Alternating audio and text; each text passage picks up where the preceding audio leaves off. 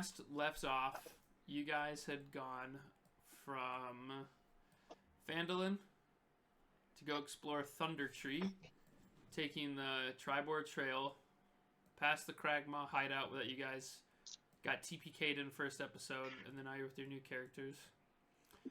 All the way up the high road, you were stopped by some tollmen, and you guys paid your toll, no fuss. It was real nice. It was a modest toll, just something little, something to say like, hey, just to enjoy the roads.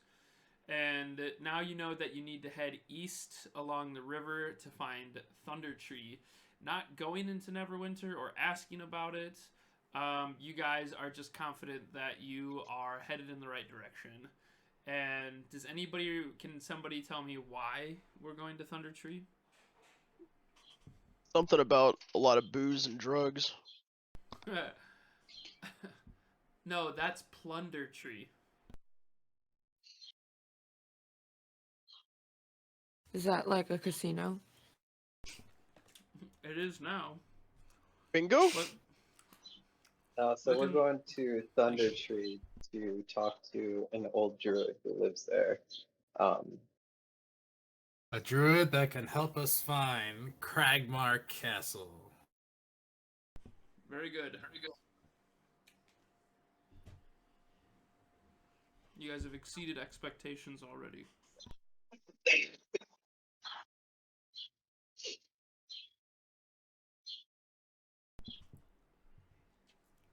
It is just after high noon. You guys were stopped by highway robbers. So the night before, you camped outside the meager outskirts of Neverwinter in the Squander. The Squalor, sorry. And rogues came in the night, and I rolled a d10 to see which of the 5 of you got robbed from, and it was wildly enough core every single time. In the morning, you guys took off. You spent most of the morning just getting to the river, starting your travel down. Getting to be high noon, the rogues had went out and notified a bandit captain and brought to his attention that there were a lot of goods amongst you guys, between you, because they had looked in your packs, mostly just cores, and found like a bunch of stuff. But with you guys keeping watch, they were not able to just like snatch and grab everything. Core having a satchel on them. They're just able to sneak a dirty little, they're children, right? Could have been little kids. Either way, they had stopped you now with armed men, armored bandit soldiers. And it looked pretty grim right away at first. You guys dispatched them. You managed to, one that was fleeing, you managed to hunt them down and just trounce on them with Lil Sheb. The salt and pepper monster. Horse. Now, you guys have a bandit at your mercy. I don't want to take too long here with this roleplay event. It was only because you managed to roll an encounter from a really hard encounter table. But, I almost said Lil Tonky. Tonky, you and Slim Lenny have this guy. Between the two of you, you're just a jaunt of a horse ride away from the party at this moment with the bandit. What do you two do?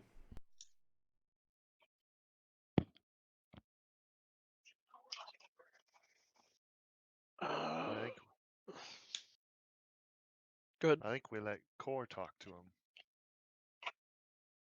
Yeah? Because we have him, he's manacled, right?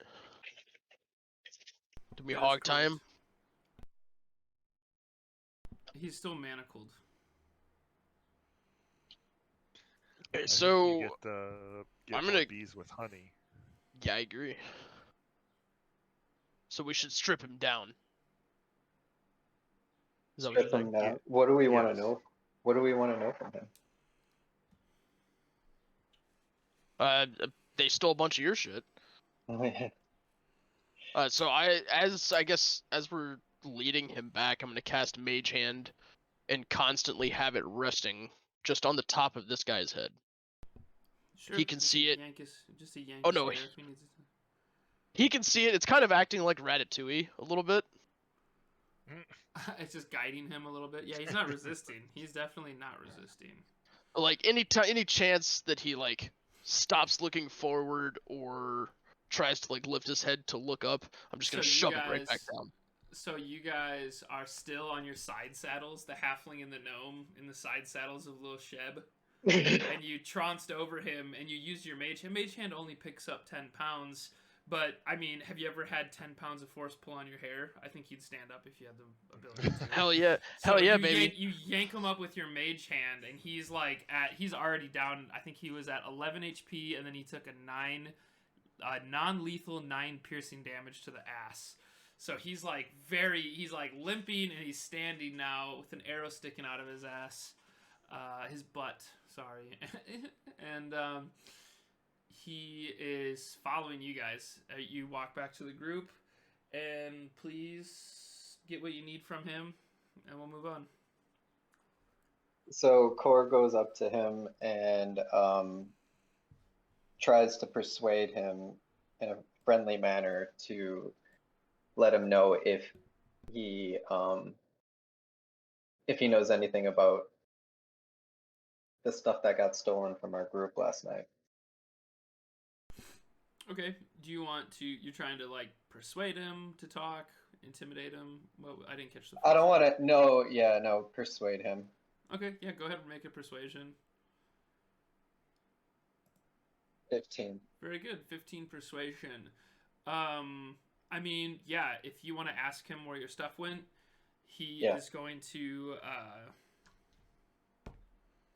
I just contested it with disadvantage because he's pretty. He doesn't really have many choices, and I got a nat 1, so I got. I gotta say he's shaken. You can visibly see he's shaken, in a lot of pain, and he's like, I'm only a highway robber. We usually don't even come out to the river. My house is out on a little hut. I was merely following what the captain wanted to do. As he looks over and sees the captain, who Jewel had like completely cleaved their head wide open, just with a massive click of her mace as it clicked into his head and just ripped it open. I think there was Divine Smite, I can't remember, but it was nasty. And he looks over and just sees his captain with a bloody pulp for where his head used to be, and he's just like, I don't know where the captain gets the info. I just follow him along. He pays me 3 silver a day if I follow him. And that's all the captain wanted to do? Just rob us? Yeah, I mean, everybody answers to somebody. I'm assuming the rogues had fished out you guys were worth value. But what'll you do if we let you go? What else am I gonna do? I mean, I'm probably gonna die from an infection, but would you like us to kill you? And he starts coughing. No, don't kill me. That'd be even worse. This has already been the worst birthday I've ever had. And he starts like coughing up blood, and he says, I'll just maybe sit by the river a little while and see if anybody else from our gang comes to check out what happened. So I asked the group what they want to do with him. Leave him for dead. Leave him on the side of the road. Off with you.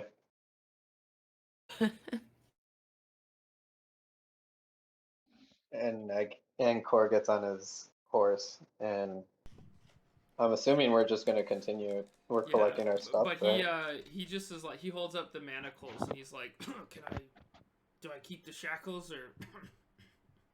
No, I want those back. Okay.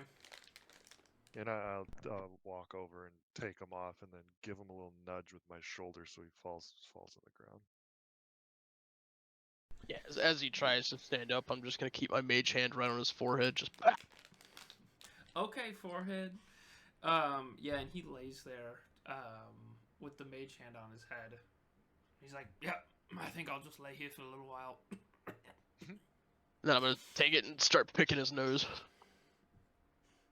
This is quite uncomfortable, but I guess I did have a bit of a scratch. When Jewel, they say make gold, it's not real gold. Jewel, make a survival check.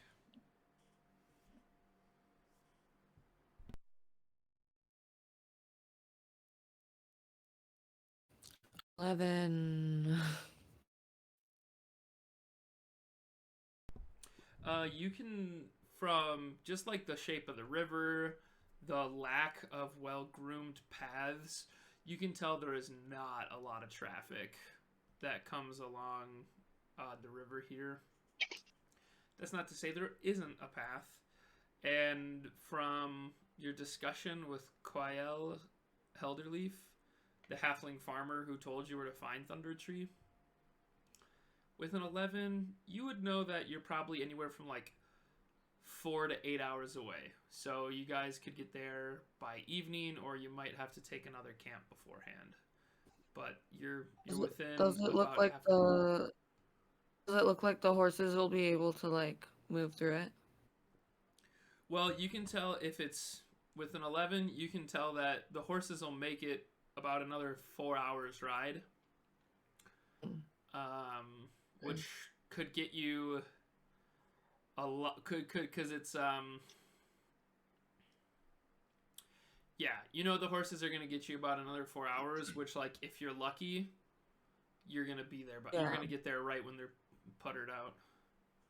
Oh yeah, I relay that to the group and say that we have a good 4 hours, but the horses will need rest, and so will we.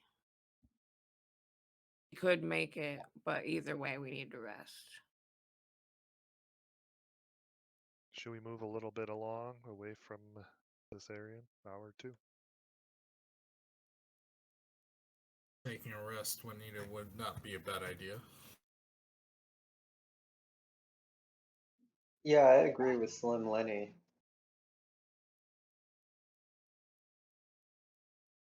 Onward then.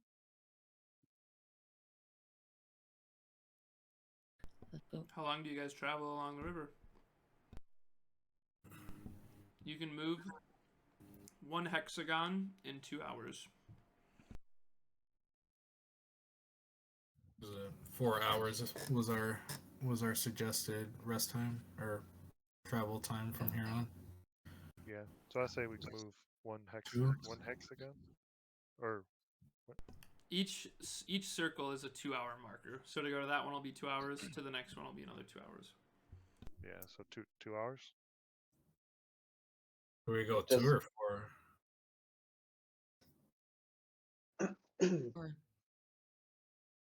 4? Let's do 4 if we can. Okay, let's do 4. Push it. Push it. Cool.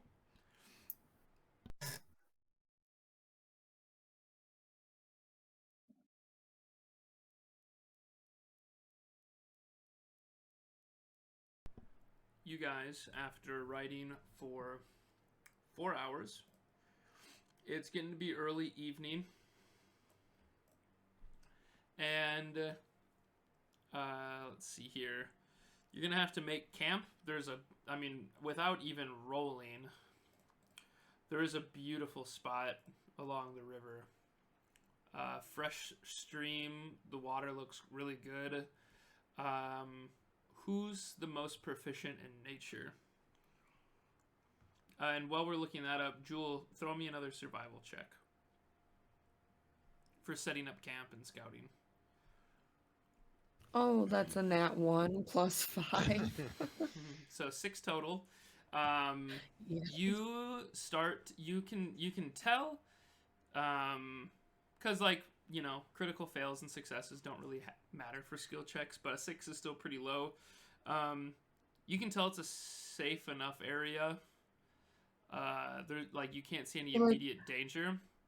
I'm just like, this is the perfect spot. I'm gonna sleep here, and then I just like fall into the river or something. Yeah, I'll do you one better. You walk over to look to the east, like towards the Neverwinter Forest, And as you get up the hill, there's a little hill that goes from the riverbank up to a prairie. And as you go up there and you're standing in a wide open field with grass just past your knees, just moving with the wind, you have a terrible flashback to the day you died. Where you're reliving like all the hardships that came with that, and just thinking about like what could I have done better. You like doubt yourself a little bit as far as your like oath to the Red Knight. Red Knight. Yeah. It was a 15. Kennemans, thanks for redeeming a charisma check, man. I will read you one joke. How do you make holy water? Anybody? You boil the hell out of it. It was a successful charisma check, so everybody has to laugh. No matter what. Unless you rolled higher than 15. Andrew, you can make a charisma saving throw and say that's not funny, but unless you beat 15. I didn't even add my mod either. But yeah, you start having this flashback, and you can't... camp is not set up. Everybody else is like getting comfortable doing their thing, expecting you to get the horses tied up. That's getting the safest place to put your sleeping bags, and getting a fire set up. But that's like not a problem when people can cast like fire spells, obviously. Instead, I'm just like having PTSD flashbacks to my previous life. You're just like standing. And if you want to take a short rest, even because that's how you rest. So, All right. you just stare. You just stare as you rest. Like war sounds constantly. Yeah. No, the Dingree Doo starts playing when you weren't ready. Oh yeah. Yeah, it's that, but then yeah, like the visions of war just like fill the field. Yeah. You're maybe seeing like transparent figures fighting in the distance. But camp is set up pretty miserably. Who's got the nature in the group? Got 1. 3.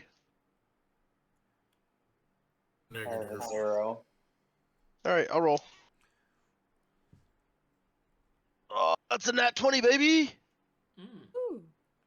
Plus 3. Tonki, you being a unofficial alchemist, like someone who has, been studying chemistry and explosives, but on the magical side of things, more specific, like using the spells, because you're a physicist, essentially.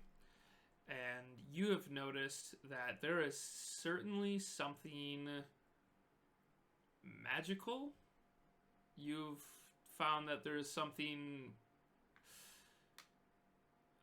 changing within the nature, the physics of nature, as you guys continue to push along the river. In fact, the ground around you, almost like the grass, is like transmutation magic. The grass almost, and this sounds really weird, but it's something that only Tonki would pick up on. If there was like a setting for how like hard and fibrous grass was, you notice that it's a little bit harder. The grass is harder in some areas, but the soil seems lighter. Luminous soil. Loom, like it's more dry and powdery. Ooh, powder. That's Tonki's favorite thing. No, Tonki, you can't snort the dirt. I mean, you could, but we'll see what happens.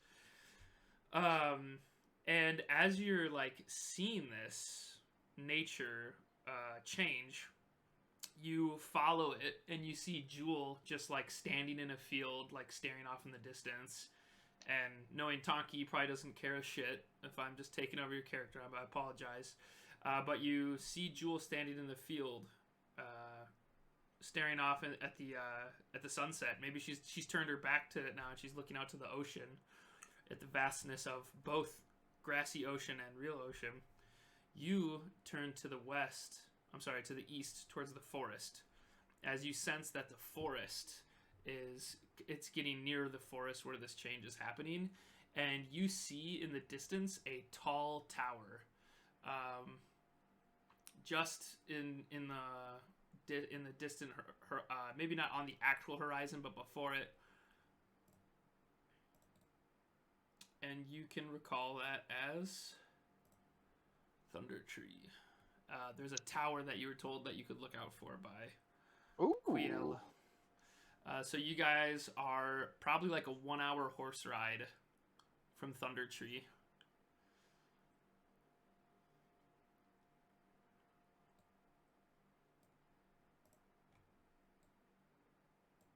Do we know this? It is roughly 5 or 6 p.m. and there is no real structure. The horses aren't tied up well. I'm gonna reach down and grab a handful of grass, not being stealthy about it whatsoever, Sure. and just stuff it into Smoke it. one of my stuff it into one of my back pockets. Okay. Like a big handful of grass. Sure.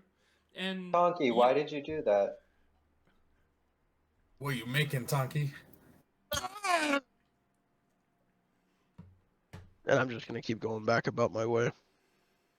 Okay, you yelled something, but the Discord's noise gate prevented it from coming through.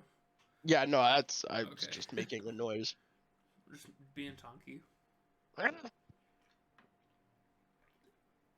And yeah, to the normal eye, without your 23 nature, it'd be really hard to kind of tell that gradual change at this point. But you now know where Thundertree is, and you guys are gonna enter 5 or 6 p.m. Are you guys gonna take your long rest? Yeah. Yes, we should. Okay. Well, do we know? Did Tonky tell us? Yeah, I Okay. basically just pointed it out and said this, that's what I'm doing. Okay, so we don't have our camp set up very well, and this is only an hour away. I think maybe we should just go.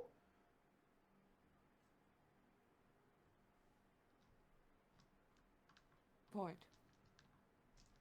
All right. Yep. Horses might not like it. I think we can do it. Lil Sheb here. Lil Sheb will be fine. Them extra carrots. That's the spirit. All horses love extra carrots. Yeah. I will need an animal handling from everybody, but Tonky and Slim Lenny decide who should roll your animal handling. But the other 3, I will need animal handling from you. Oh, 6. I've got 3 animal hand. 1. Equal. It didn't matter. Oh, 18. Efab. God damn it, Lil Sheb, quit bussing. Yeah. A little bit too much pepper and not enough salt. Jesus Christ. And what did you roll, Tonky? You said you rolled in that one? No, I didn't roll. I rolled a 6. Oh, that's right. Okay. So... Oh, wait, and then Jose's. So, Jose, you and Jewel are the only 2 who succeeded. Core and Tonky. So, Core, who is on the jet black horse. And then Tonky Sharon. and Sheb.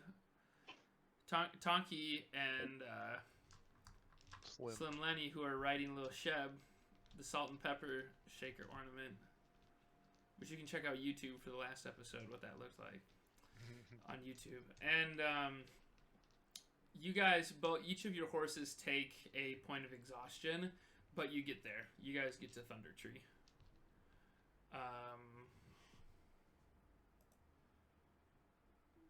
Let's see here. Oh, you know what? Let me go there first and just black out some of the area.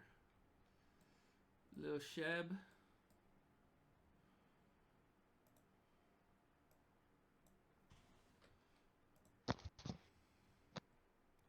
This module is like so keen on not letting players look at the map that it's like, nah, dude, we're not even gonna give you Fog of War because you guys shouldn't even be looking at the map.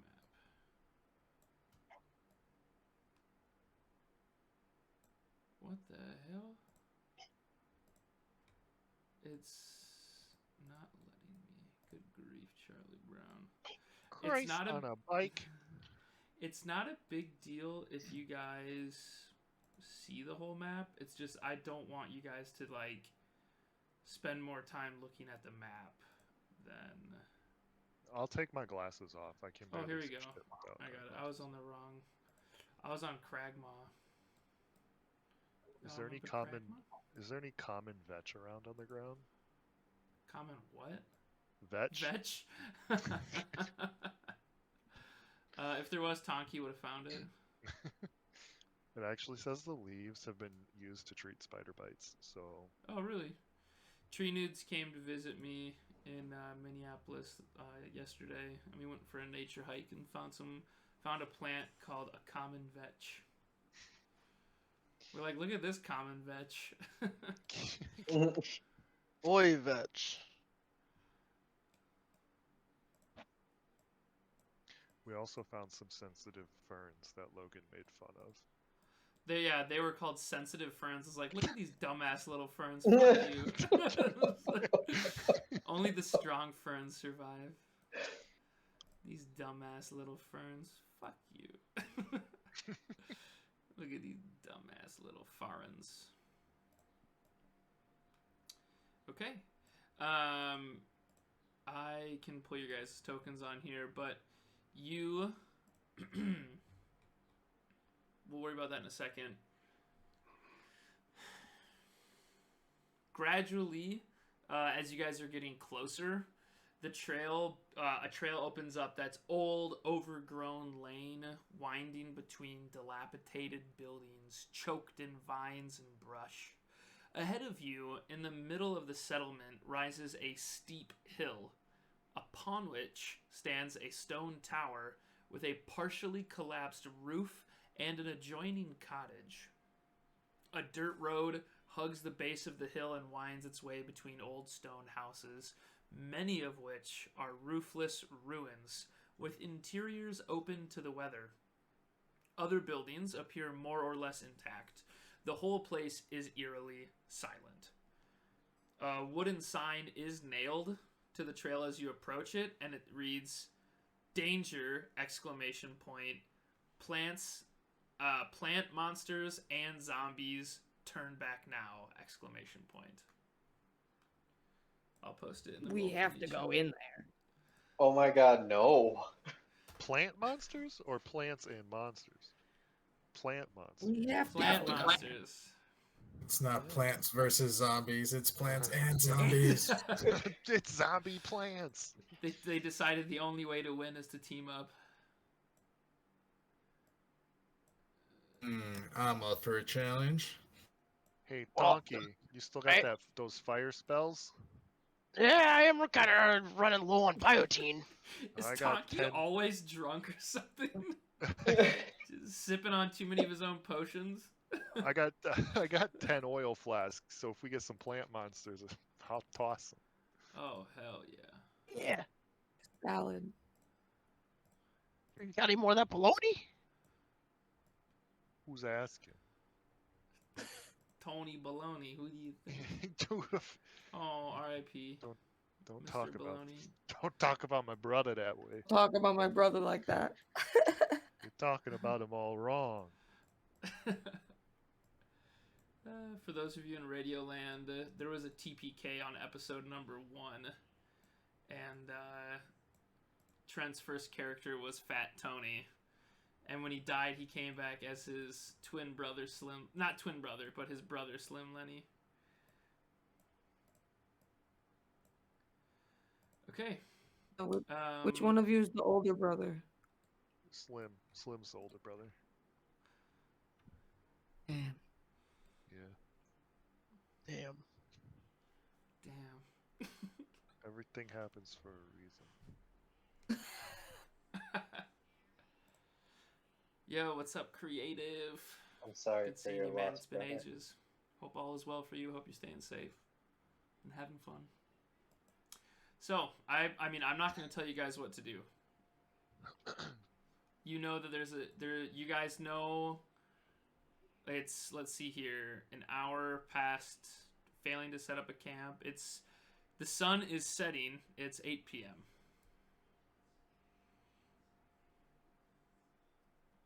And we'll just say that little sign that you read is like right here. That reads danger, plant monsters and zombies. Turn back now! Exclamation point. I'll put my fist up, tell everyone to wait, and I want to scout down the path a little further, see if I hear or see or notice anything. And when he does that, Core goes and tries to duck down and goes into stealth mode.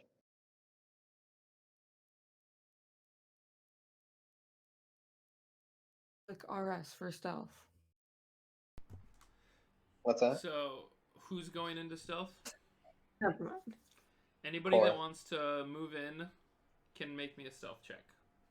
And that will indicate your token placement.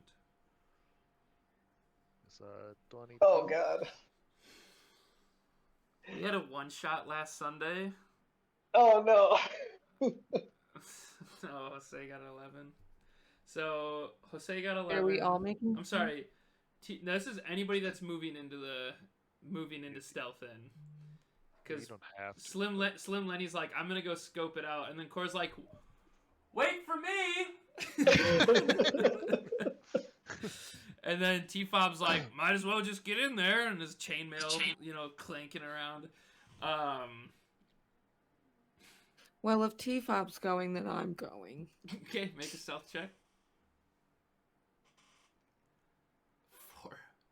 4. And as you say loudly, and you don't say anything. You just rein your horseback on hind legs in that very picturesque way that Jewel has been slaying monsters and rearing her horseback. Also with the highest animal handling checks forever in this campaign. So your horse neighs. It's Slim 22 on stealth. The poor bastard's like, all right, I'm gonna go scope it out. It could be very dangerous. And then it's like, danger, you say? Danger! Yeah. Tonki, what are you doing? Seems like the rest of the party's moving on. I'm gonna be fucking around with a handful of grass that I had, and just kind of Nice. looking down at it in my hands and kind of rubbing it back and forth a little bit and sniffing it every now and then. Okay. Looking up and trying to keep up just slow pace behind them. Okay. Well, you actually have to stay with Slim because you're on the same Yeah, horse. I'm we're attached at the hip. Are you guys taking your horses then? I should ask that because you can't really stealth. You could stealth on a horse, but that would require animal checks. No. Oh, yeah. No. I jumped out of the. Okay. Yeah, I imagined. Do you need? Get down. No. I'll just Can I say. just walk next to my horse? Yes, you guys can definitely do that. Otherwise, if you wanted to park them on that tree, I'll let you do that. So I mean- Yeah. I'll guide the horse over there. That's while fine with me Tonki's if everyone wants just to. Yeah. still in the side saddle playing with his grass. Such a shitty He hasn't even noticed that everyone's gone yet. It's still sitting in the side saddle, just entranced by this grass for some reason. Sorry. These are some thick ass horses, dude. It's okay. They're just placeholder text. Oh yeah, and there's Jules White Stallion. Okay. So And you I'm got... gonna do an Arcana check on the grass real quick. Sure. 17 plus 5, so 32. 23. God. Nice. 32. 32. I says, God damn. Molecules. This is definitely all nature. Like, this is not magical whatsoever, but it is some fucking crazy nature. Damn, nature. It's like this is there is like the physics of it. Arcana, because to some people, science is magic. So I can say that Arcana can also be science checks. That's what I was going for, basically. Yeah, and you'd be proficient in it because you're a transmutation wizard. No complaints from me. Damn everybody else. You just can tell that this was from a natural disaster. This is 100% something massive happened. You aren't that familiar with historically what it was. You can make a history check if you'd like, along with... Yeah, definitely doing that. Definitely. If anybody else is proficient in it, Slim Lenny, if you're proficient in it, I'll let you make one as well. In which? Sorry. History. Wait, what's the skill? Sorry, history? No, It's a I'm history not. check. Actually proficient in history. No I shit. am. Oh, you're old as fuck. Yeah, Oh, I that's rolled. freaking old. Oh, I only rolled a 10. I rolled a 15. Okay. It doesn't take a whole lot. You remember that this area, there was actually from the forest, like a volcano that, maybe not a volcano, but a mountain. Mount Hotnow, to the north of you guys, blew up about 30 years ago, and it devastated this area. You guys would just imagine that that's why it's empty. And you remember hearing stories of just like unnatural things that were occurring, almost like a Chernobyl accident had occurred from Mount Hotnow to the north. But that's the extent of your history of this area. That the disaster happened about 30 years ago. And then, as you move into the town, there is a cottage. If you guys can see my ping here. Yep. That's one of the first structures you come into contact with. Loading. Cowering. What's up? Sorry.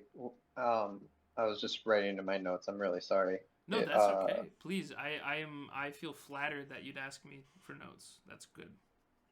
You said 30 years ago? I know you said that twice too. I just didn't Yep. catch it. No, that's okay. 30. 30 years ago, and it was Mount Hotnow. And as the storyteller, the entertainer of the group, that you should definitely always be the best with the notes, which you are. Which you are always like way better than everyone else. That's how you one-shot that Banshee. Oh yeah, that was a good one. Thank you. Passing the danger sign and being unrested, you guys, and it's like you should be getting spooked out. Like this is, you guys don't need to make constitution checks to tell me. Although rule number like 7 in Max Brooks Zombie Survival Guide is like, the undead don't have fear, neither should you. But cowering in the shadow of an old tree is a crumbled stone cottage with no roof. Weeds in this area are rampant down here. Let's see if we can make a shelter here tonight. Looks comfortable. Hey, sausage gobblers, give me a second. Let me check it out. Did you just call us sausage gobblers? Jose, you weren't here when I mentioned one of the Jose, you weren't here when I mentioned one of the expectations for tonight. I'm gonna say that you can update your tokens, and then you guys can move them. Otherwise, just like clicking around can lead to lawlessness. I know that from experience from the one shot we had last Sunday, and anytime I'm on Roll20, it's always like, ooh, click, click, click. In person, it's always like you're sitting back looking at the table. But on Roll20, it's just so easy to, like, especially when you know that the cursors can move your tokens, or the arrow keys, I mean, you can just, like, move around like an actual, like, video game. But anyways, you guys want to go to the structure down here, Crumbled Stone Cottage. Slim Lenny, if you want to move in first, as you said, wait it, you gobblers. Make a gobblers. Nice. Make a perception check as you go in. Perception. Nat 20, 25.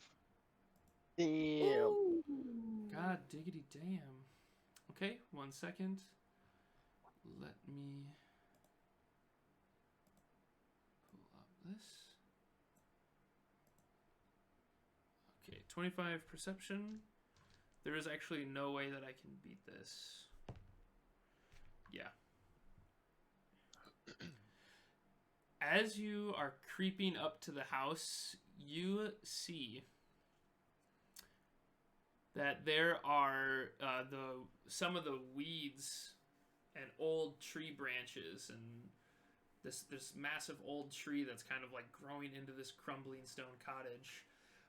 You can see that there are 2 weeds that when you walked in, out of your peripheral vision, you saw them like moving.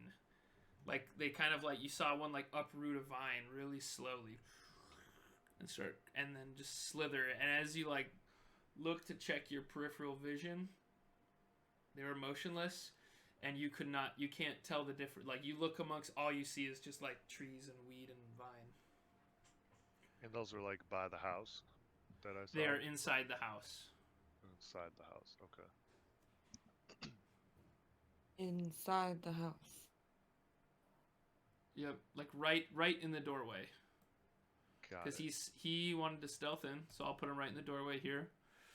And as you kind of poked your head into the house, as you stepped in, you saw in your peripheral, we'll say both sides of you, your left and your right, as you passed the threshold of the door, your peripheral on each side, you saw vines creeping up behind you on the door frame. And then when you turned and looked, they're just motionless and completely indistinguishable. I want to I want to stop immediately and slowly back out. Take a step backwards out. Okay. Can we see him? No, he stepped into the house and then he slowly backed out. No, but like we couldn't see the vines behind him. They're inside the house. So if you're I outside, see. yeah. And as he stepped in, the inside of the cottage is like covered in foliage, and the walls of foliage started creeping along the door frames by him. Is everyone looking at me now, or like was everyone? That was quick. What'd you Yeah, say? yeah. Cora's definitely looking at you. Just living up to their failed stealth checks. I try. Clang, clang, clang, clang, clang. I make eye contact with Tonky and motion him over. Okay. I'll hop you off. can update your token. Yeah, I'll hop off my mount and kind of saunter over and be like, "Hey, man, check this grass out." Yeah, really cool. And then I pull out an oil flask and point at it, and then point at the door, and then make like a hand motion, like poof. Alright. And I just kind of give him a little wink. And Tonky's like, "What are you being so encrypted for? Just say you want to blow it up." Let's blow this bitch. Alright. So I'll take one of my oil flasks and underhand huck it like inside, within sight, but inside the doorway. Oh yeah, so midair. Go ahead. Yeah. Sorry. No. What were you gonna say? I was gonna say, yeah, as soon as it goes and passes the threshold of the door, I'm shooting a fire bolt at it. Ah! Nice. I'm gonna need a sleight of hand from Slim and a You said a firebolt? Bolt. Just make a ranged spell attack. That's 24. God damn, that is a 23. 22. 22.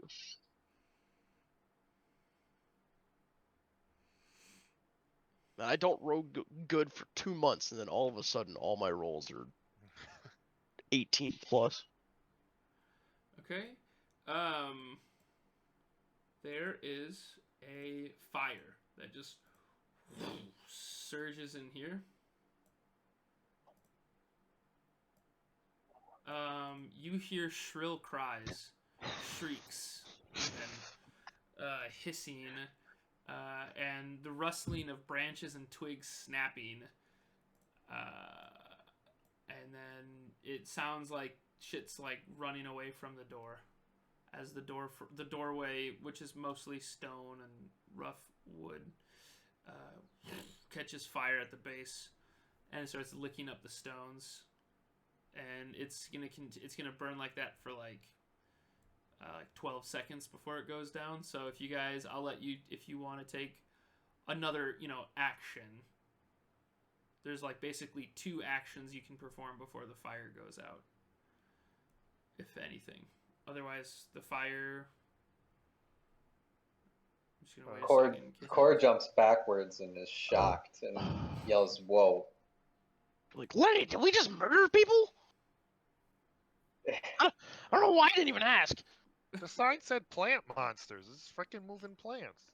Do it again. Inside the house, you hear an old man yell, "This is the worst birthday ever!"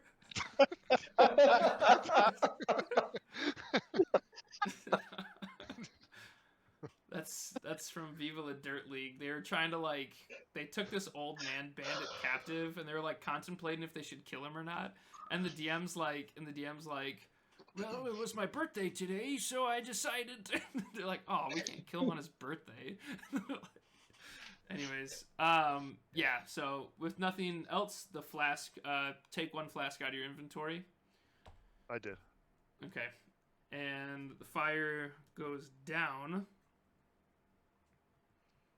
1 second, I'm going to do something quick.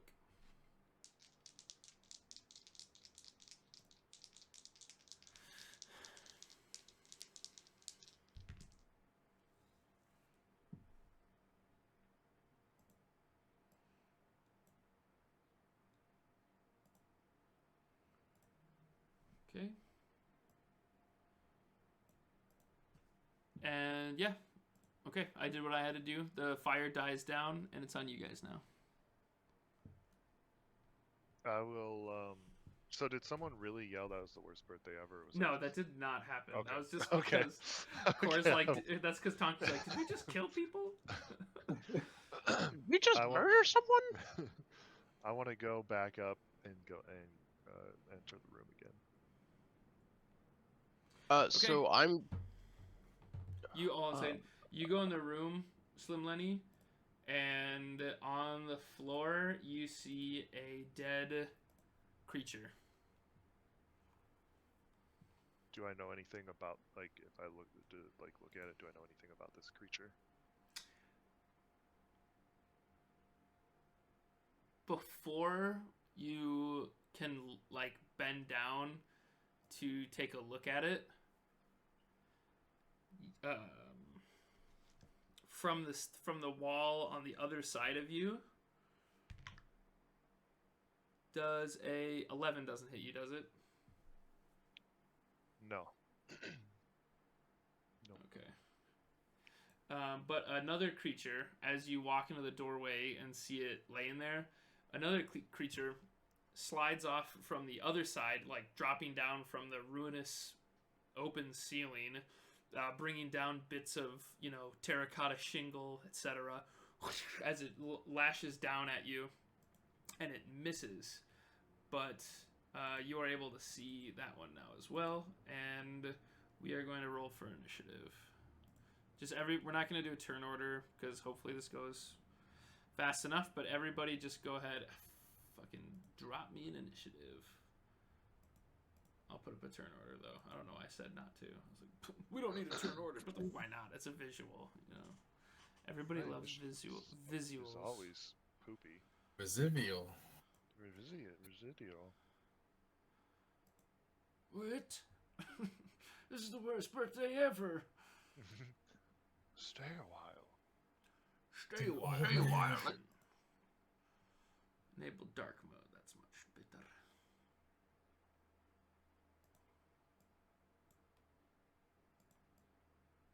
Can't change the size of the turn order. That's doo-doo. Okay, is everybody in? Yes.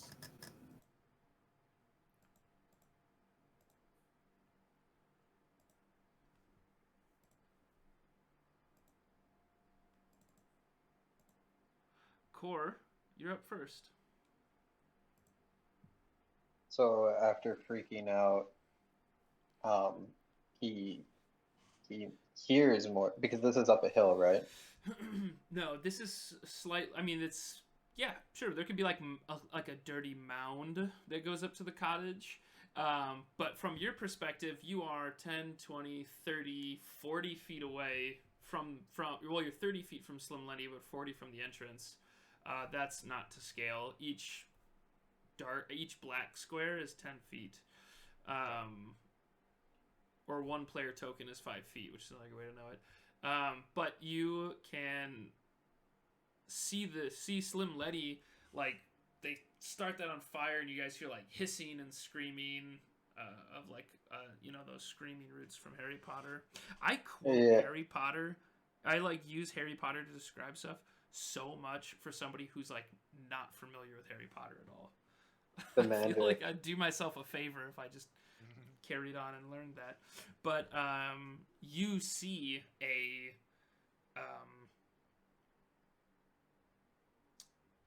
just gnarly looking twig like lash out of the doorway, and you just see Lenny duck just in time and dodge it. So Core just runs straight up to him. Okay. And do you want me to move the token or? Yeah, go ahead. In combat, you guys can do what you want. Probably Okay. just straddle my ass, huh? All right, I'll And- remember you said that. Is it possible for me to attack the twig from here? Yes, I'm gonna increase its AC by a little bit. I'll do. Well, you have two choices. I can increase its AC just a little bit as you try and swing around a corner, or you can push past Slim Lenny. Because what's your speed as like a level 4 monk? Is it 50? 60. 60. So Yeah. you just moved 30. You have another 30 feet of movement. You can go 5, 10, 15, 20. So you can actually go inside if you'd like. Otherwise, you can occupy Slim Lenny's space, make your attack regularly, but then you'll have to like move back a square, and that will provoke opportunity of attack. So I can either increase its AC, as it'll have like half to 3/4 cover, I'm gonna say 3/4 just because it's a diagonal, and you can't really see. You haven't really peeked in there yet. Even you're just kind of like reaching in and like smashing with your stick, and it'll have an increased AC. Or you can risk an opportunity of attack. Or third option, you can just go right on in. And I'm going right on in. Cool. You'll love to see it. Let's see here. 5, 10, 15, 20. Cool. With advantage, make your attack.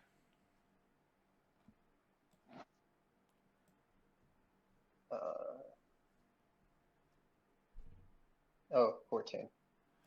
Cool beans. 14 is a hit.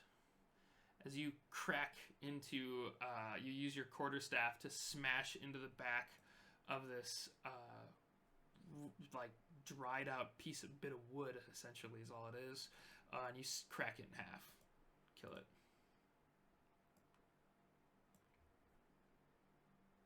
And that's why I said we didn't really have to put the turn order up, because that is it.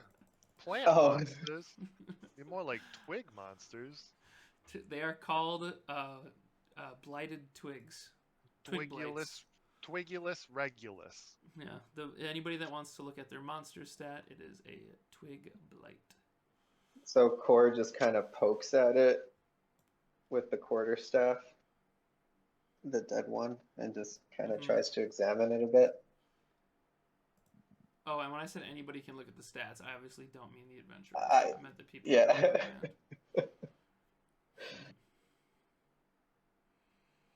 Yeah, you poke it with your staff, and it just looks like firewood. And the one, the one you cracked in the back, it looks like firewood. It looks like firewood before a fire, and the other one that's laying on the floor looks like charcoal. I wasn't quite sure how I was going to use the oil flasks, since an oil flask would occupy like a 5-foot space, and the plants weren't really occupying that space.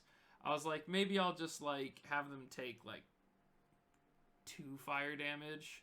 But then I was like, they're actually vulnerable to fire damage, so that's 4, which is gonna be. You know what? I'm just gonna make dex saves, and of the 2, the 1 failed. So I was like, oh, that's good enough. Yeah, and you guys, so they look like I could use them for firewood. You definitely could. You 100% could use it for firewood. So I asked the crew. I'm like, I realize, you know, do we want to just take a rest here? Yeah, they hate fire. We can use this place. We can light a fire. And I'll stay up all night. I don't care. Postcard. If there's 2 of these, there's probably more around. This was kind of like the Fallout zone. Should we just Fallout zone? Check. Yeah, it's and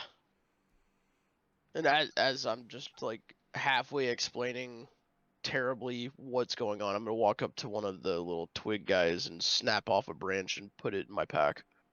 Okay. Just like mindlessly. We should probably check for more. Don't want to be crept up on. You're the man with the fire. I'm just confused why we. I suppose we all have torches. On the other side of the road, so like 30 feet from you guys, there is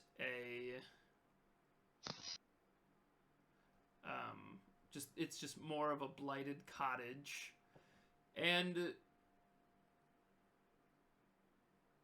these ruined cottages side by side.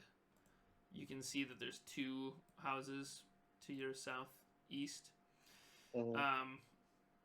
Wind and weather have done quite their job here. Little remains of these houses, or their former contents, and these ruined side-by-side cottages look as though they might have been homes of a prosperous shopkeeper or well-off farmers in their time. So you might be in like the suburbs, so to speak, if you could consider that an equivalent. And all that remains are collapsed walls and piles of debris. There are several young trees that have grown up in the midst of the ruins. So the cottages you're looking at appear to be like wealthy houses.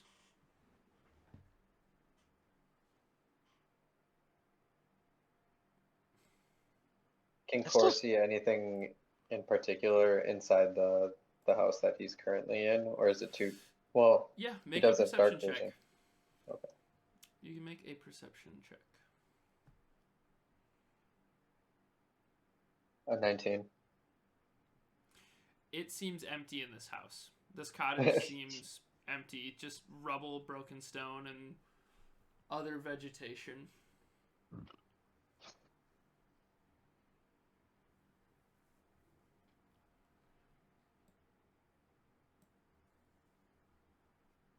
So Core steps out and says, well, we are still going to have to find some sort of shelter. We do need rest soon.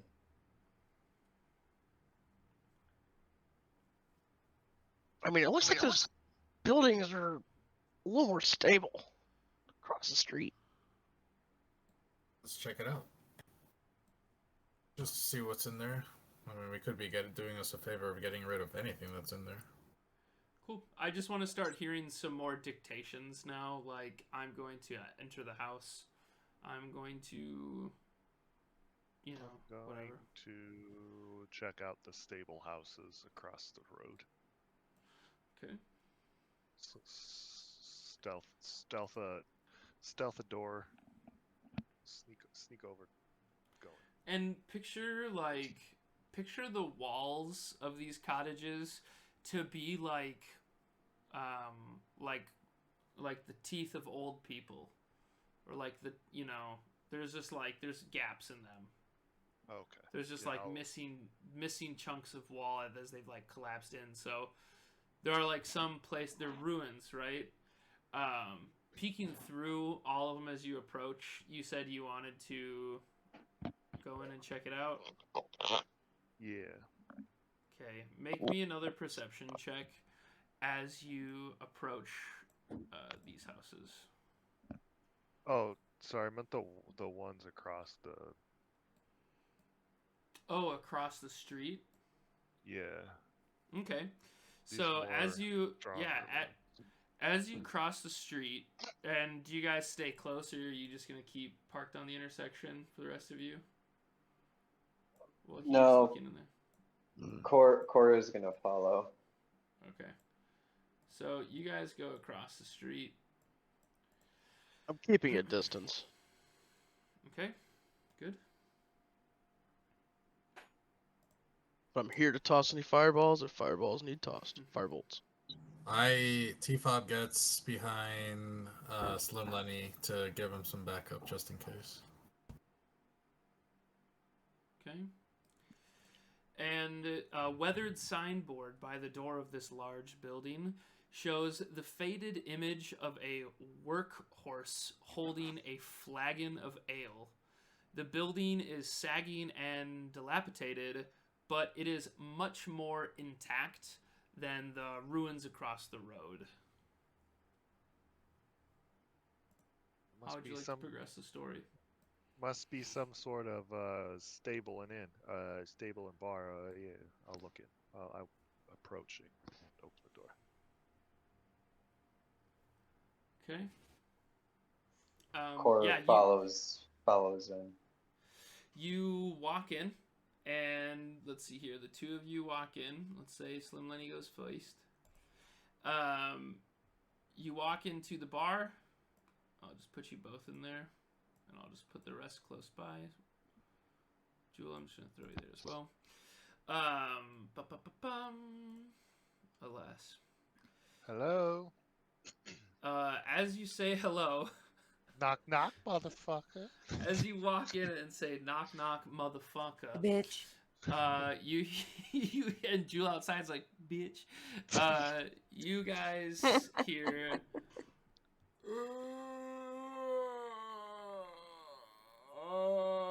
And you look in front of you. On the other side of the wall, there is a bar where a zombie starts standing up. Oh, Dylan. And then another zombie, which is like was sitting slumped, like with its back in a corner behind like a table and chair, also stands up. And let's see here. Who the hell is 5, Dylan? 10. Dylan. It's what I do in Project Zomboid, because there's this one, this a zombie one time. I was like, who? Yeah, I say the same thing. I was like, who the fuck's Dylan? Oh, it's because I was playing my character's name was Dylan. Dylan, the son of a bitch. Yeah. Dylan. Dylan. Because zombies said names like it was some cheap Romero movie. But yeah, they both get up, Dylan, and one comes right up to Core, and then this one's got 5. Oh yeah, that's only 10. Actually, that one goes 5. Yeah, it can do 10. There. They're each gonna make an attack on either of you.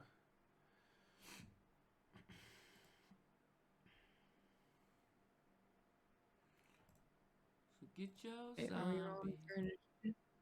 Yeah, just they are going to make a turn first. First, alas, earwax. You better back the truck up before you get smacked the truck up. What's that? Shut the fuck up. Get off the customer's car. Let's see here. 2 slams. Core, you are hit with the first slam, 17 to hit. And Dang. you are going to take 4 points of bludgeoning damage. Slim Lenny,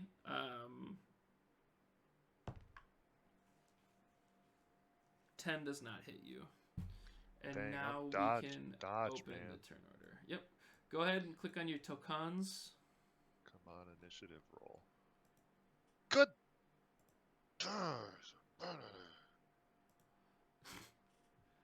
God, ba, bazadanana. Oh, Core is not feeling it. You guys like, you know terrible what? from It's because everyone. you guys are exhausted. Like when the dice fit the role play, it's such a good feeling. Like you guys have been riding on horseback all day today. You're like, the adventure sits just over that hill.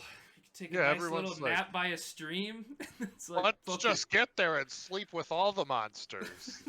it. Fuck it. I've That got sounds almost. awesome. I've got Okay, almost but we half did not health. know that. Oh, I totally you wanna didn't do it. read the big sign that said there.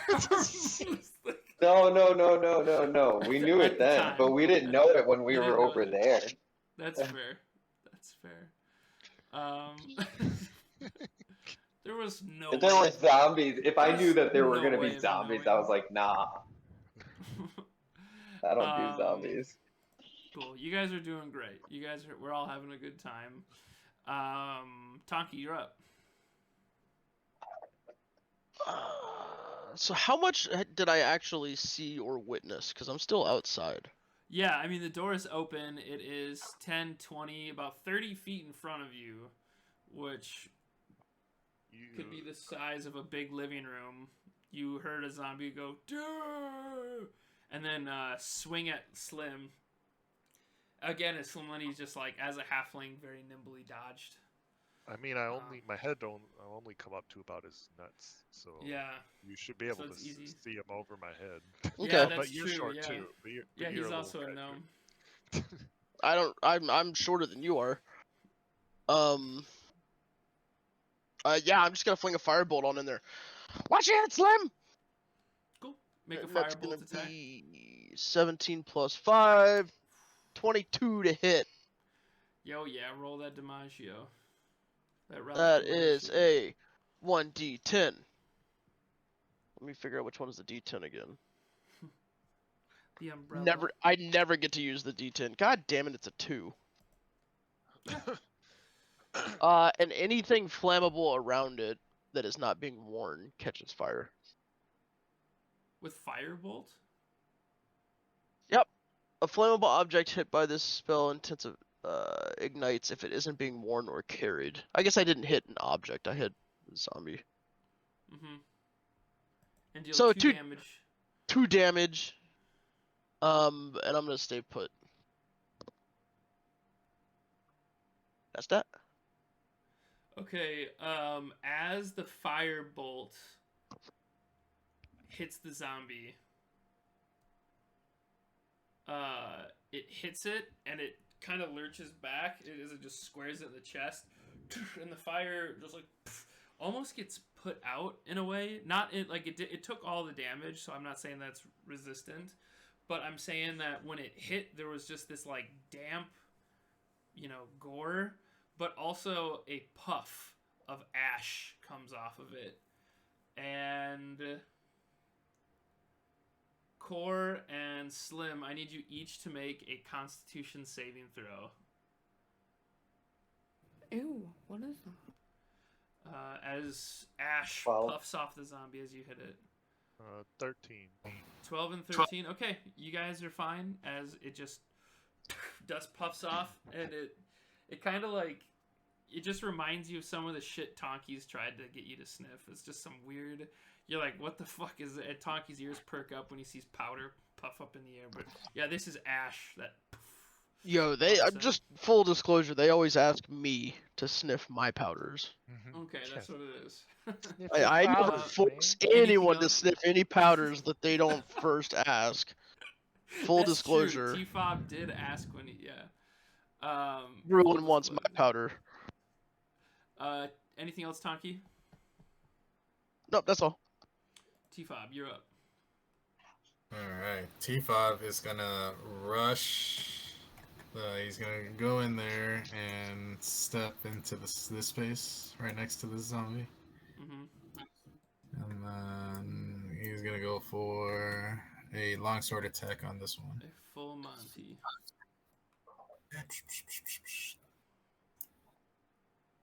Oh, that's gonna be a 9 to hit. That hits. Roll for damage. Cool, nice. Mm-hmm. 6 slashing. Okay, and you hit the one in front of Slim Lenny, right? Yep. Okay, so 6 slashing damage. Very good. Anything else? Yeah, I'll do action surge and go for another attack. Okay. Let it rip, dude. Oh, 23. Wow. That's a hit. Roll for DiMaggio. 11 slashing. That is Jesus. huge, man. It is bloodied and mortaled. Oh, that'll be my turn. Okay. Slim Lenny, you're up. I'm going to make a short sword attack at the zombie in front of me. Okay. It's 16. That's a hit. Roll for damage. Take him, Lenny. Damage. That's 4 piercing. Okay. You hit it. 4 plus 5 is 9. And you, your short sword just sinks into its clavicle as you reach up and chop. There's a clicking sound as it breaks through its neck and collarbone. And then it just looks up at you and it's like, and its feature Undead Fortitude was successful, so it's still standing there. Anything else? So when I make an attack, I have an advantage on attack rolls against any creature that hasn't taken a turn in combat yet. Because you have the drop. Yep, and it says Is in that addition, Assassinate that you got at level 3? Yeah, it says in addition, any hit you score against a creature that is surprised is a critical hit. Oh, roll another 4 piercing. Or, I'm sorry, roll another d4. I'm sorry, another... Fuck, I'm so sorry. Roll another d6. Can I just click the short sword? Is that what I rolled? Was it d6 or just? Yeah, roll but we'll one d6? minus 3. Roll, because if you click short sword, it's going to add your modifier. And a I'll crit do is just d6. double dice, so just do a d6. So you did 6 damage. The zombie still would have passed that with Undead Fortitude. So, gaining... So, that is called Assassinate, is that feature. And Yeah. anytime you have the drop, which is if you get to go before them when combat starts. Mm-hmm. But I guess Does technically I can't even allow that because it got the drop on you. I'll look into it later. Did you want to use a bonus action? Yeah, I'll use a bonus action to dagger attack. Okay. That's a hit. 22 is a hit. That's a nice dagger. Ooh, and you... Okay. 7 damage. Max DiMaggio. The zombie critted his Undead Fortitude, so he's still standing there. In fact, Can I you... use my sneak attack? Yeah, we should be doing that earlier. Let's do that. Let's do... So add another... 2d6. Add another 2d6. We really want You this have to- zombie dead. Yeah, he hates this fucking zombie. I'm going to tell you right now, you have to deal 23 minus 7 damage. So you're gonna have to deal 18 on this critical, which is max. You have to max crit it. You have to max all 6 for it to stay up, because it rolled a 23 on its undead fortitude.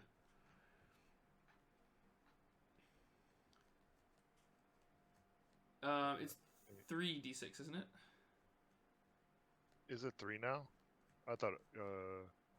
You'll have to check. We're gonna just do the 2 for now, because you didn't crit those 2 anyways. Yeah. Just pull up the rogue class sheet and just see where you're at on the chart, on the skill chart, and then also just like become a scholar of the assassinate feature. Jewel, you're up. You watch Slim Lenny have like perfect, just arcing short sword, pops an arm, and then just sinks his dagger into just wet meat in the gut of this wretched zombie. Nothing happens to it, and it's your turn. Right. If possible, I would love to get into the room. I know that you can move through allies. Yep. So if I could just kind of like squeeze through core and go over here. You will get an opportunity of attack from the mortal zombie, the one that's been fucked up already, because core is technically also in its range. Okay. Guess that's fine. Yeah. Say the only other way would be like.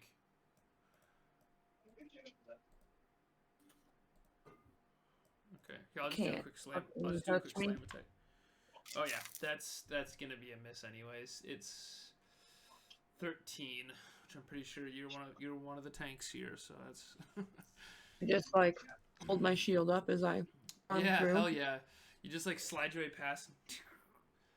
As it was trying to swing at Slim Lenny, but Slim had its dagger under its rib, so it ended up swinging too high and just bashing into your shield as you ran through. As Slim's going through that, segment of blows, an arm just collides with your shield as you run past, and it's your turn. Your action. Yeah, so I'm just going to this one. Sorry, I have my map zoomed out so I can't see if That's there's okay. like a dot on this guy. You said he was mortal or just wounded. The one by core is regular. Oh. The one that's Okay. the one that's on the left is like fucked up. Then I'm just going to take a regular old attack action. Smash that mace down. I can click mace out of my inventory, right? Yeah. Or out of my attacks list. Mm-hmm. All right. I don't know why I'm like. Nice. That's All right, okay, we haven't 23. played in 2 weeks.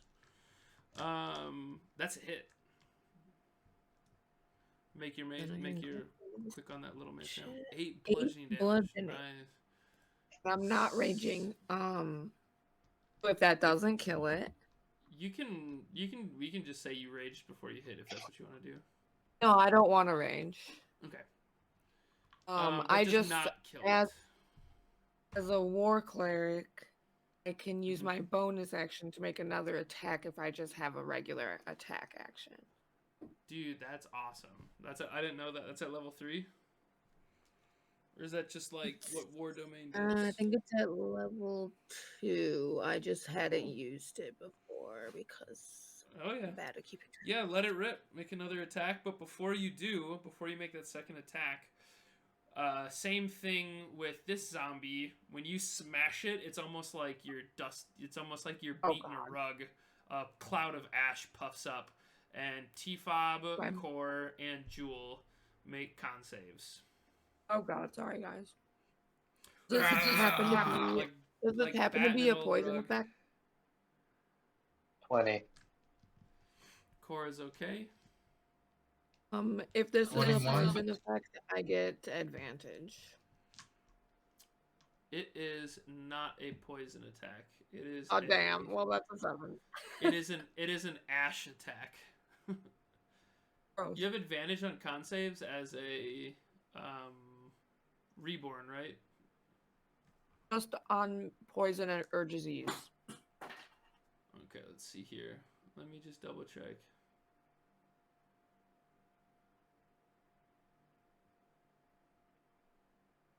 So it doesn't say anything in this feature that if it's like poison or if it's disease. It just says you make this DC, and if you fail, you have disadvantage on attack rolls, saving throws, and ability checks Oh shit. for 1 minute. And at the end of each of your turns, you can a creature can repeat the saving throw at the end of each of its turns, ending the effect on it early with a successful save. Oh god. Okay. But I think that's going to take an action. No, let's just say it doesn't take an action. You can, at the end of your turn, you can do that. So make your second attack with disadvantage, and then you can make another con save, and we'll see if you can break the DC. Right. Okay. Yeah, as you hit it, Here we go. poof, and you're like, and I thought I smelled bad because you're undead, you know, Right. you're also undead. That's a 16 with disadvantage. Oh, sweet, that's a hit. Roll for damage. Another 8. Look at Jewel, just That's a 8 consistent again. batter, even with an ashen Oh my dust, god. even with a transmutation dust puffing in her face, she's able to maintain that DiMaggio. Make another con save Right. with disadvantage. Oh, Because great. Natural the- 1. Nice. You are still blinded by ash. Core, Disgusting. you're up. So Core is kind of stumbling as he's because of the tackle, and so he uses that momentum where his hands are like towards his hips, and he grabs at his quarterstaff, and he whips it around and tries to hit the zombie with it. Okay, the one that's between you and Jewel, or the one that's by you and by you and Slim? Jewel. Okay, let it rip. That's a hit. 22. 22 quarterstaff is enough to hit. 4 bluish. 4 blood. Okay. And I'll do. I forgot to one. mention, it was Jewel mortaled this one, but it's still up. Okay. Dang. I'll use 1 key to do Flurry of Blows. Make So I'll 2 do unarmed 2 strikes. unarmed strikes. Okay. The first one's a hit. Roll for damage on the first one. 7. Ooh, that is a nice big hit. Oh, and you got it. You killed it. It's for good measure. Well, you still have the movement with no penalty of disengaging of opportunity of attack. So if you want to, you can just turn and punch the other one, which is 24 Okay. hits. 5 damage. Yes, would like to do that. Woo! And its undead fortitude keeps it alive yet again. As now Except- you punch. Oh. Yeah, except what? Your hands count as magic weapons? Well, no, I got don't the know. open hand technique. No, so not that it's gonna prevent it from being alive. Oh, Like, okay. it's- Yeah, but what does the hit look like when you hit it with enough damage to kill it, but it doesn't die? Honestly, he was aiming towards the heart. Like, he just kind of so he does the one punch, right? Mm-hmm. Gets the one zombie, and then he just flips around, and he just kind of uses his movie Sixth Sense type thing, where he's just he knows exactly where the other person is because he's a monk, Mm-hmm. and he punches straight at the chest of Mhm. the zombie, Ooh. and he goes "Hiya!" type thing. Yeah, hell yeah. And when you do, your fist just like bursts into its like breastplate, and your hand is just covered in gore. It's like, "Kah!" And then you just, it's just still, it's got Slim's martial weapons like stuck inside of it, and now your fist, a legal martial weapon itself, stuck in its chest. And so part of the open hand Well- technique. Yeah. Well, I'll just. Okay, where is that? Monks So- of the Way of the Open Hand are the ultimate masters of martial arts combat. Whether armed or unarmed, they learn techniques to push and trip their opponents, manipulate ki to heal damage to their bodies, and practice advanced meditation that can protect them from harm. Is that as far as it goes? That's as much as I see. That's okay. Well, Read what else you got? What is it? What are you trying to do?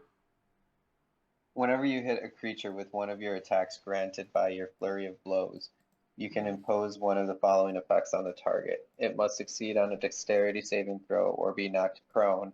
It must make a strength saving throw. It fails, you can push it up to 15 feet away 15 from you. feet. Oh my gosh. Okay. Or it can't take reactions. it until can't the take end of your reactions action. until the end of the turn. Yeah. Oh, that would keep you from you don't need to use a disengage on it. That's really cool. Which one do you want to do? It must succeed on a dex saving throw. Okay.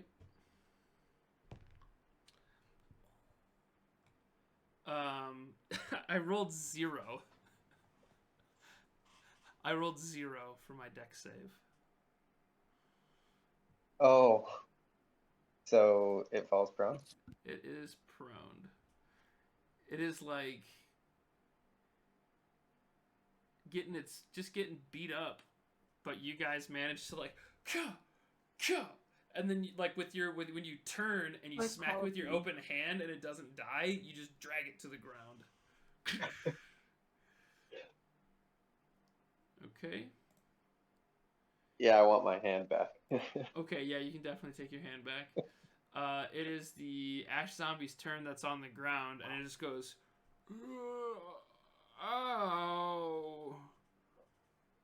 This is the worst birthday ever. And it stands up, uses half of its movement to stand up, and it's going to make a slamming arm attack at Slim Lenny, just because that was his first target. That was Slim. That's 16 to hit. You are going to take... Ooh, you're going to take 7 bludgeoning damage. This zombie is like the master of just minion first level zombies. Did you catch that, Slim? Yeah, did you hear me? No, I didn't. Oh, I said yowzes. Yowzes, yeah. Yeah, yowzes indeed. So, yeah, 7 bludgeon damage to you. And as soon as the zombie finishes its turn...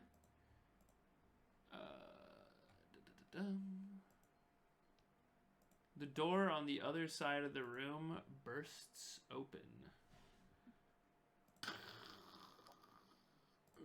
Shit. And 2 Zorms come in.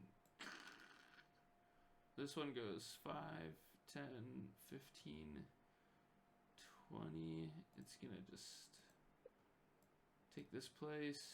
And then the other one is going to go 5, 10, 15. This one's going to go to Jewel. Actually, no, they're just going to move in and go like this. This one's actually going to fill in because it was right here. 5, 10, 15, 20. Yeah, it's just going to come right in the mess. And they should be on the turn order. Okay, top of the turn order is Tonki. I'm just gonna go ahead and whip another firebolt in there. Cool. Are you going to hit the bloodied one? Let Yep. it rip? The one straight through the door. I'm still outside, by the way. Yeah, I see ya. You're like, fuck that. 16 plus 5, 21. That's a hit. And I will roll my D100 for damage. What? Oh, cool! I rolled a 0. Oh, that's 10. That's max DiMaggio. Oh, okay, cool. 10. Yeah. Cool. I was like, fucking 0. I was like, how the fuck do you roll a 0 Yeah, on a I was like- D10? I was like, first off, you don't get modifiers on damage. Secondly, why is a wizard spell ranged spell modifier a negative?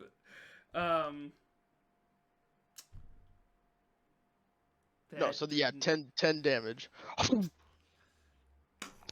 the fire hits it this time as it just stood up, and the fire wraps around it.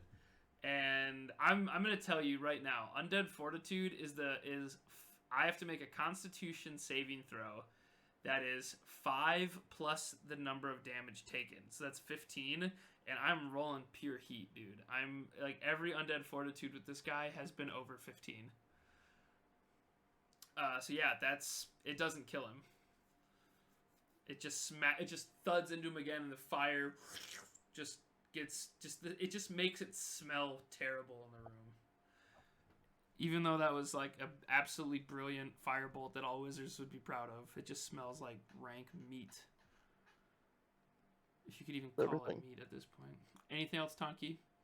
Nope. Okay. This ash zombie in the middle is going to swing at T-Fob with advantage. 16. Does a 16 hit you, T-Fob? It does not. Nice. So that one's a miss. That zombie's done, and it's your turn, T-Fob. I'm gonna use bonus action to summon my echo. Oh, I see.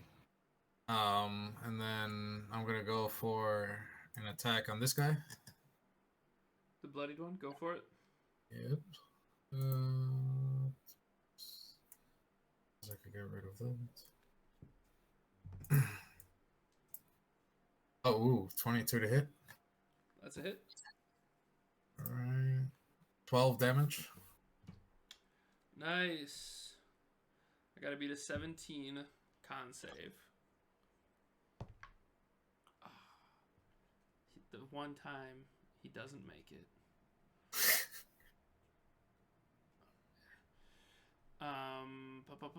That is the bloodied one who's now deed.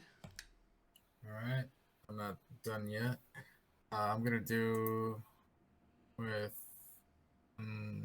see if I'd be able to do the another attack through the echo with Unleash Incarnation. Mm-hmm. Alright. Oops, wrong one. 24 to hit. Alright. Yep. 9 damage. That'll be my turn. Oh, sorry. Yeah, I was hitting this one. Yep, I'd assume so. I was just looking at all your modifiers you get using that longsword because you have dueling. It's insane.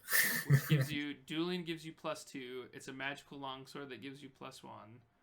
So right away, if you hit, you at minimum deal 6 damage. Plus you get to roll a D8. Is that the sword I gave them? Yeah, that's the one that was found in the with the woodcutter, right? You guys remember the wood carver? Mm-hmm. You found his corpse down there. The Tonki was told about him going missing. His shop was empty. Okay, T-Fob, good job. The ash zombie is gonna just slide in to fill the place here. But I do need you to make a Constitution saving throw, T-Fob. When you hit it when your echo hit it, a cloud of dust poofed up from that zombie. You're good. 17. And it is going to make a club attack with advantage. And when I say club, I mean its arm. But it's a club attack. It's a slam. That's exactly what I thought. Yeah, as it should be. This time it's a 19 to hit you, T-Fob. Oh, that hits. Okay, and you're going to take 4 bludgeoning damage. Slim, you're up. Cool. We're gonna do short sword attack on the one between me and Bob. Okay. It's 14 to hit. That will hit. Cool. I will roll for damage. Is 9 piercing, and then sneak attack plus 2d6. It is 2d6 Okay, cool. Add 2d6. plus 7. So Okay. 16. Plus 7. So that is 16 damage total. Yep. Plus 5 is 21. I've got to roll a con save here and beat 21. He does not make it. He's dead. And then You have I freedom to move will- around the cabin. cool. I will move. I have 25 feet of movement. I can attack the zombie from here, correct? Yep, absolutely. So I'll move here and With make 10 feet of movement. a dagger attack on the last zombie. Okay. Let it rip. Tatar chip. That's a hit. Ooh. 6 piercing. 6 piercing damage. And as soon as you smack this zombie with your dagger, cloud of ash flies up, and I need all 4 of you to make Constitution saving throws. Jewel, yours with disadvantage. Wouldn't that be sneak attack too? He I can only use it once per turn. once.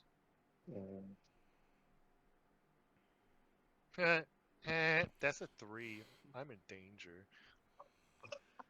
12. 16 for T-Pub. I guess you're already affected by it, Jewel, so it doesn't really matter. But Just now keep you just being affected by it. we'll just say you've got a lot of ash. Jewel's pretty ashy right now. And let's see here. Slim Lenny, you are also stricken with this condition, but it is the end of your turn. Is there anything else you want to do?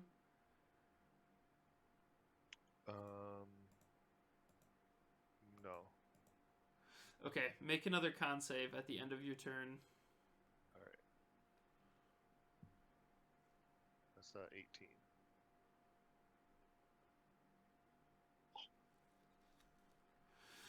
Okay, you ended it. Wasn't that bad, see? Your last free action.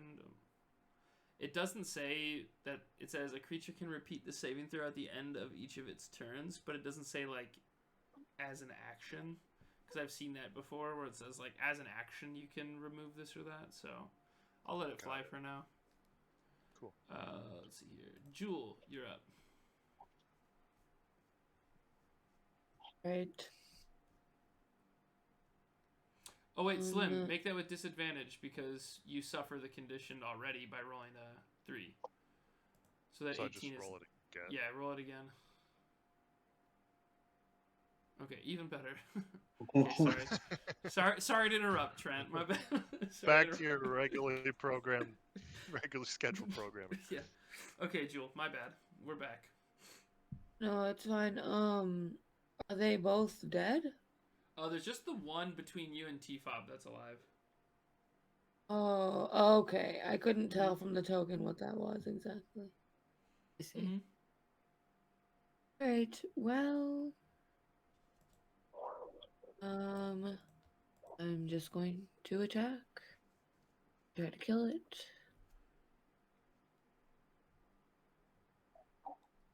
Ooh, 7. that does not. Oh, I hit. roll with disadvantage. Hold on. Oh, it could be in that one. It does And not no, hit it's a either. 7. Oh wait, because you have advantage from T-Fob, so I guess it would just have been that flat 7, or just. Oh that yeah. 7. Okay. Well, yeah. Yeah. I miss. Well, that's okay. Okay. Well, I can use a bonus action still. I think instead of I don't know. I don't need to waste any spells. I'll just make another attack with my bonus Yeah, action. just keep By the way, fucking I can do that as many times as my current wisdom modifier, so I can do that one more time before I rest. Okay, cool. You got 3 total. Yeah. Alrighty. 15. 15 is a hit. Roll for damage. Nice. And then when you're done. Okay, 4 damage. 4 damage. Alright, it's still going strong, but make a con save with disadvantage. Right.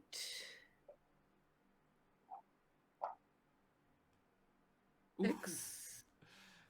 You are still affected by that. You like wiped the ash out of your eyes, but then like you look down at your hands and realize your hands were also covered with like ash and gore.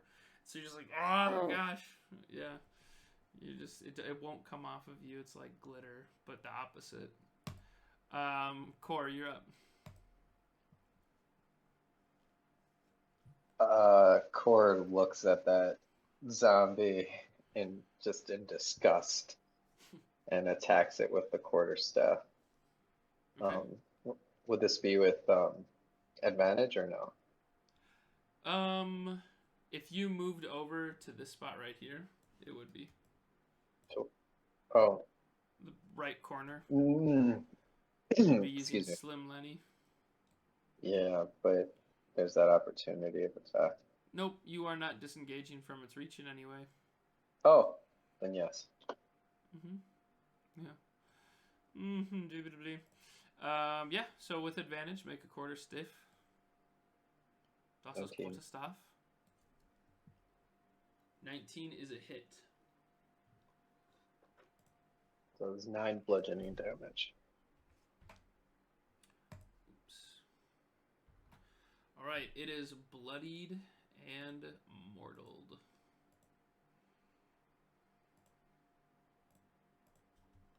And that will be my turn. Tonky, come on down. Alright, I'm gonna run in with style, slide into the front door, and toss a firebolt at the big boy. Okay. T-Fob, what's Man. your armor class? Oh wait, you meant the zombie, sorry. You said big boy and I was thinking T-Fob. I was thinking the same thing. Yeah. Oh yeah, you would have gotten your ass lit up. 17 plus He said 5 big is boy, not 22. little boy. Nice. 22. Roll for damage. 1. Oh no. That doesn't even kill it. I also passed that automatically with Undead Fortitude if it did, so. And but so, it does do 1 damage to him, so that's good. and that's cool. So my remaining movement, I'm just gonna be like, ah, shit, and just do like a back roll on the floor outside. Walk in, hit it, and it just goes right into its stomach again. And in fact, this like searing smell of like decades old liver, you're just like, and just roll backwards, tumble backwards. Ooh. Like I'm talking like literally just Correct. cannonball rolling backwards. Crab walk out. The crab walk. That's right. When Josephine was playing you when you were gone, for like no reason, she's like, "How can I just fuck with this character?" So she's like, "I cast magic missile and then I crab walk off the bridge." You're like, "Ugh, why'd you do that?" Yeah. Turns out she was playing Donkey the way she should be. So that's Actually, there's a transmutation spell called crab walk. No, it's spider something that makes Spider you basically climb? spider Oh, climb. spider So I walk. can. Oh. Yes, yeah. That you can climb vertical or horizontal on walls. Yeah. I'm considering that. I thought you were saying there's a spell called crab walk where if you move in horizontal steps, it's double. That should be a thing for real. Right. My We can homebrew it later. My wizard in Kenneman, who's been lurking in the stream for a while, he DMs our Wednesday campaign that I play a wizard, and she's got her name is Mia. She has spider climb, not because she's a wizard, but by racial trait. She's a Dampier. Okay, it is the Ash Zombie's turn that's still standing. and he is just gonna be like looking at all 4 of you, not knowing who to attack. But I will roll to see who. Okay, Slim Lenny, you poor bastard. That was a 17 to hit. You're gonna take 3 bludgeoning damage. Ah, Dang, I got you, Lenny. it's just a flesh wound. And T5, you're up. Alright. I'm gonna move this guy here. And then go for an attack through myself on him with advantage. Yep.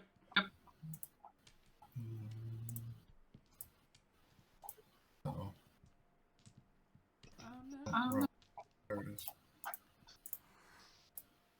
Ooh, Ooh, 24 20. is a hit. Faux show. Oh, Ooh, fuck. oh, slashing. Damn. He's Max, still up. damn. As you slice into him, half his body just like hangs open, like his body just like yawns in his frontal cavity, and his arms are still just like hanging there by loose tendons, merely being puppeted by the zombie's momentum. Ooh, I'm gonna Must do have a really good fluffer keeping him up.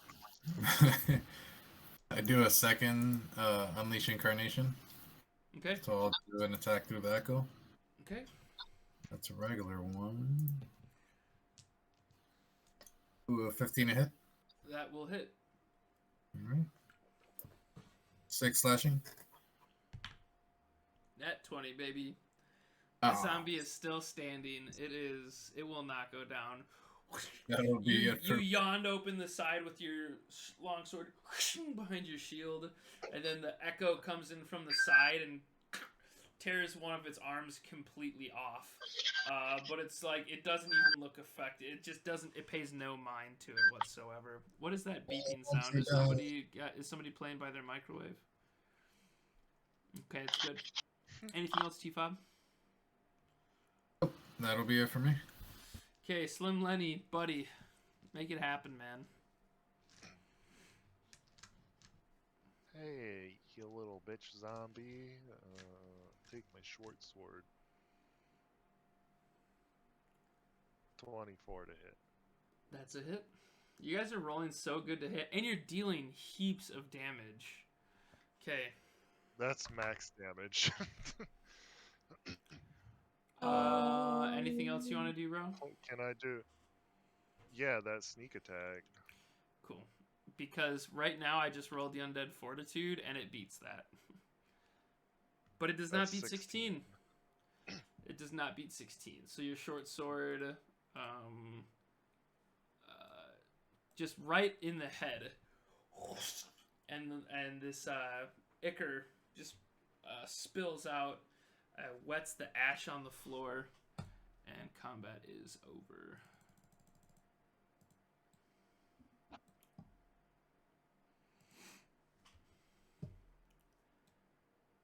All right, progress the story. I would like to use Healing Word on Lenny. Okay, roll the HP for him. And I'll read this while you roll the damage. On the eastern half of the building that you're in right now is an old common room. And through the open door that the zombies burst through, this portion held the kitchens and the brewer's vats. So as you look around, there's huge, as you kind of can, as Slim, right now you can see through in the whole room, huge wooden tons, which hold 4 hogshead each ton, stand to the west in the room, and a faint smell of yeast still permeates the air, yet the ale itself is long gone. And you take 6 healing damage. Take 6 healing damage. Take that healing damage. It hurts. Yeah, Jules' healing word is "shake it off." Shake it off, bitch, or something like that. And Slim's like, all right, fine, No way. now. No way, Lenny's my pal. And then he's the homie. Shake it off. I didn't even have to rage that encounter. Shake it off. Okay. Continue to progress the story. I'm not going to tell you guys what to do.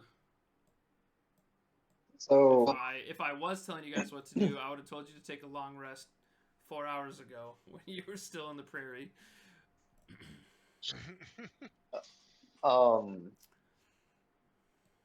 is it possible that Core would know how to collect yeast? Collect yeast? Yeah. Yeah, he's a monk, bro. Those dudes love beer. I'd say if you want to grab some yeast from here, go for it. That'd be totally fine. That's exactly for what the Core yeasty wants to boys. do. Yeah. Yeasty boys. Oh my gosh. So Core goes into the other room to collect yeast Cool. samples.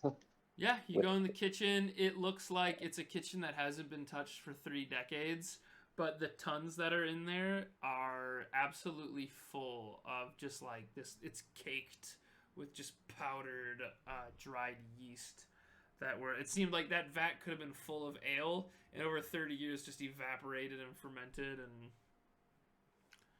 just became a big SCOBY of beer yeast. Nice. You can fill your pockets to your heart's intent. Let's see here. Okay. When I say progress the story, I mean like where are we going next? What are we doing next? What's the next chapter? What's the next scene? Y'all want to hunker down and try and take a long rest? I think this would be a really good point to do that. Yes. I'll hold my camp. Cool. I'm insane. Survival to check run. from Jewel, Never please. Okay. Jewel, if you wait just 30 seconds, you'll be able to make a survival check without having a penalty. So we'll just say a minute goes by since combat. It's like off black crap out onto the ground. Yeah. Like Hawkeye. Yeah, you do like the farmers blow a snot rocket. Just like And I'm like, right, let's take a better look. cool. I'd say with the 15, you can spend the next 2 hours getting the place set up to safely camp inside. Like that's moving the bodies out of the way, finding maybe even tossing them out the front door, throwing some loose barricades down, getting comfortable spots that aren't going to get, wet, looking for like rodents, finding safe areas to sleep to avoid, like filthy little rats that might be in the room. And yeah, get cozy. There's a hearth. If you guys wanted to start a fire, you can do that. Oh yeah, so Core goes into the other building where we killed those twigs and grabs those and uses that as firewood for the hearth. Cool. Wait, so you go across the street, you sneak over there to go grab those dead monsters? Yes. Okay, roll me a dexterity saving throw as you are ambushed by Oh my gosh. Do I need to do a dex saving throw? No, you don't actually have to do that. I was just implying that that's like... Reckless? You're knucking futz, man. But this is doubled. 140 divided by 3 is like 30 yards in the pitch black. You have dark vision. I mean, if you have your heart set on burning those specific monsters, yes, that's fine. It just would seem like dangerous to do that, but nothing's gonna stop you. Yeah, no. I rolled a d20. I was like, nothing's gonna stop you. But I was like, you know what? There is always a chance. I'm gonna roll a d20. If it's a 20, I will ambush him. It was a fucking 19. Oh my gosh. Yeah. You're about to be just completely gangbustered as soon as you walked into that house. Yeah, cool. Let's just get that in. You grab those twigs. You guys start a fire in the hearth. And it's... if it didn't smell like burning, like corpse and dank dust, you guys would say that this was a pretty good time.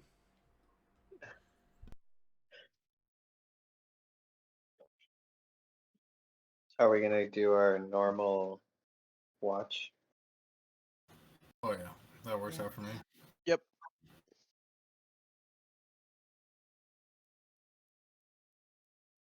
We need to set up let's see, I think we're good. Cord talks to anyone who will listen about the yeast and how excited he is.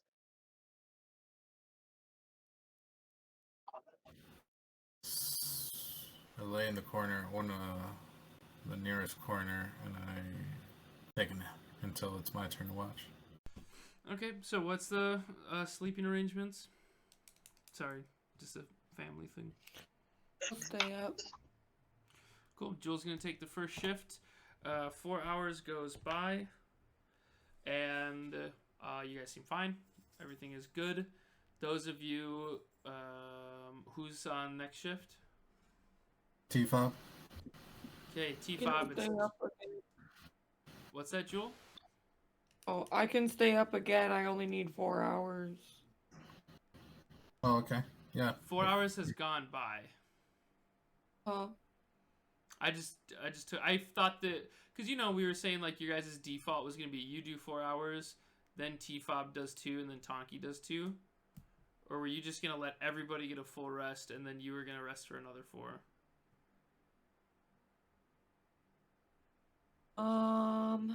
I don't know. We can just do it the normal way. It's fine. All right. Okay. Normal way it is. I'll take the first 2 hour. Okay, from 2 a.m. to 4 a.m. nothing happens as well, and you can wake up Tonki.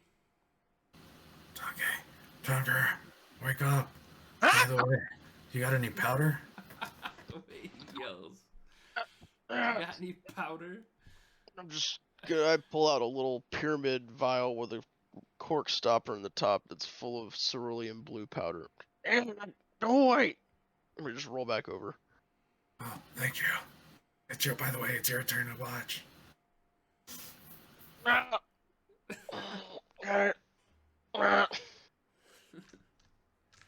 right, Master Tonki, during your shift, nothing eventful happens. You guys have miraculously made it to 6 in the morning. The sun is rising over a mound. And I'll do something here.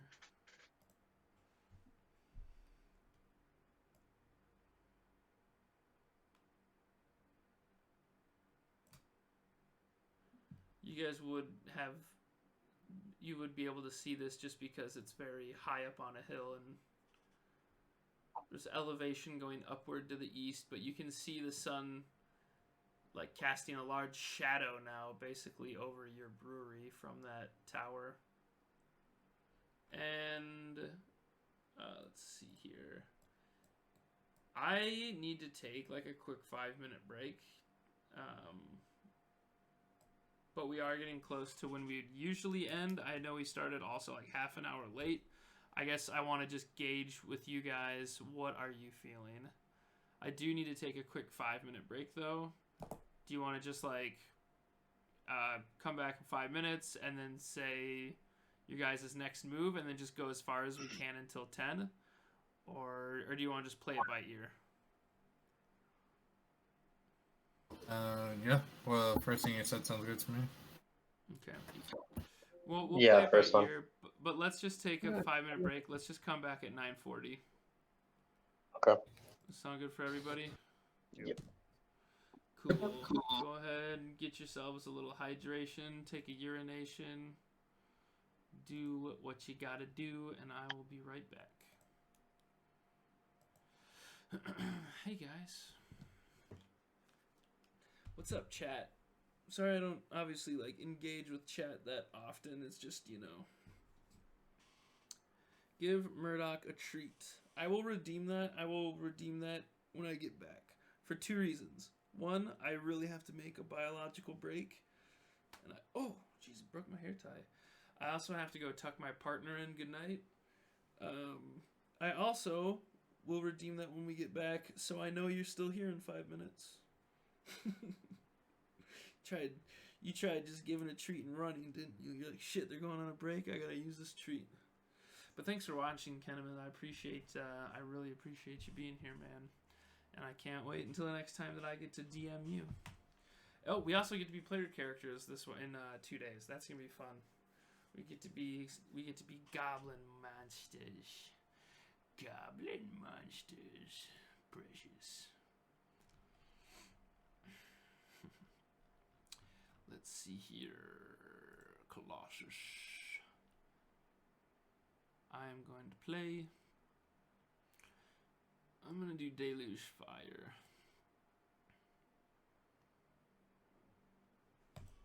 Okay. Oops. This is King Jedediah, but that's fine. I am not mad about it. I'll be right back, guys. Don't go anywhere. When we come back, we're going to get treats redeemed by Murdoch. And yeah.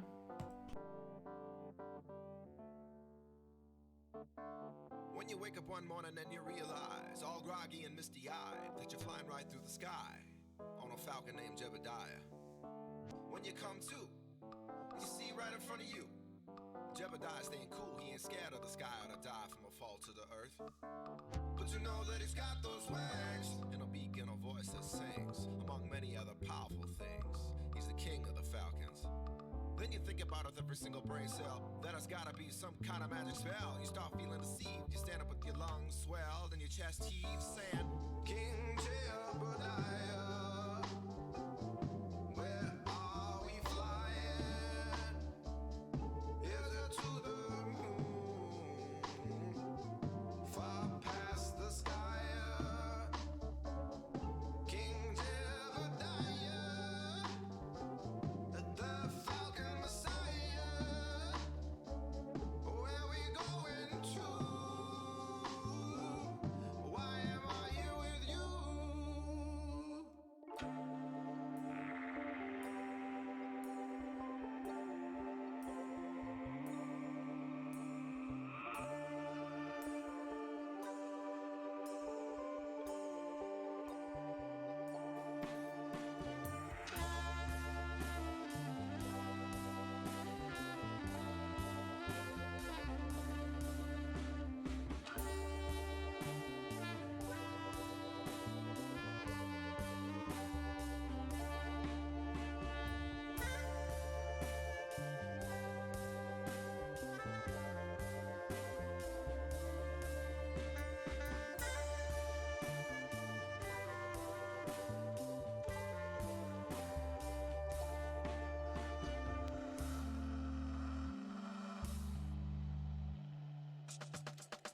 And just like that, something happened. The Falcon King's wings stopped flapping. Jebediah said, hold on tight, color. We're stooping to war. Then everything around me got weightless. Even if I tried, I couldn't escape this. So I fastened my arms around Jebediah's neck. Then we fell to the ground at the speed of sound. And just like that, something else happened. 50 fighting Falcons started passing.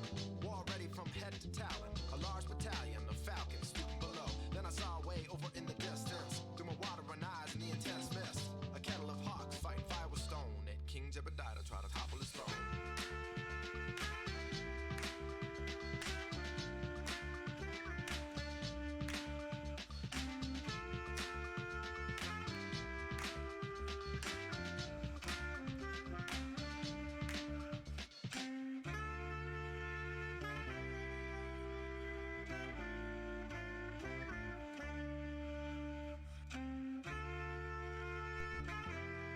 Yo. We're back, guys. Let me go to the adventuring lobby, see what they're up to. Hey guys, welcome back. When you are back, just check. Check. Hey buddy. I gotta redeem a cat treat quick for young Myrtleson. Young Murdoch Myrtleson.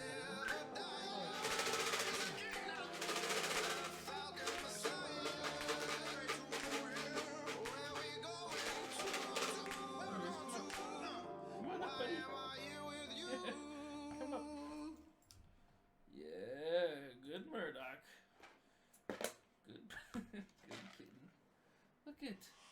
buddy Kinnemans. He gave you a treat.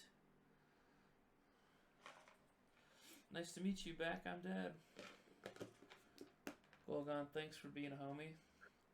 Thanks for hanging out through the break and seeing the redemption of the Murdoch treat. Murdoch is going to be DMing his first campaign soon. He's just working up the courage, and he's still working on all the homebrew, you know.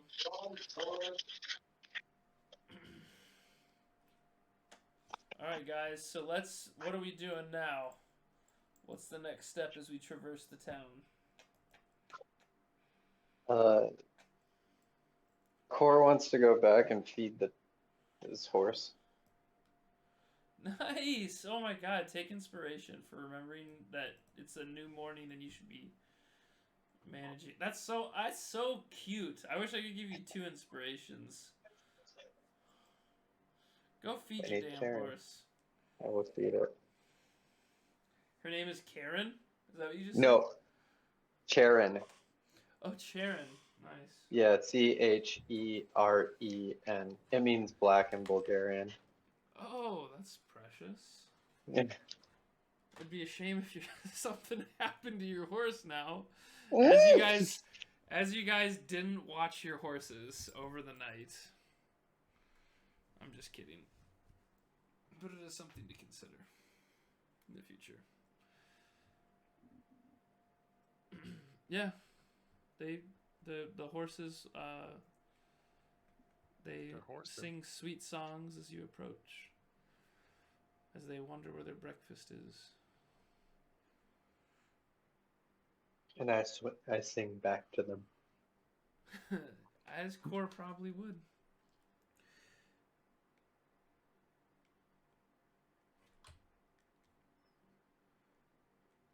So then he gets back to the rest of the crowd. And Yeah, the rest of say- the crowd says, So there's that tower up there. You guys want to go check it out? That's over here, right? Other fat Tony? Go see what other goodies we got to find.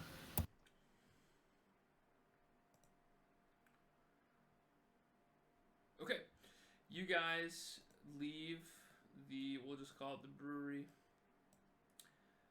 And when you get to the road,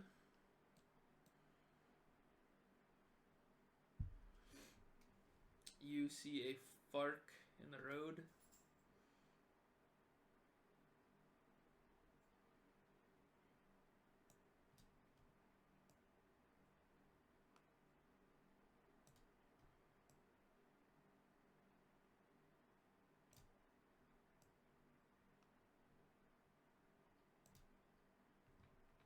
And you progress yourselves down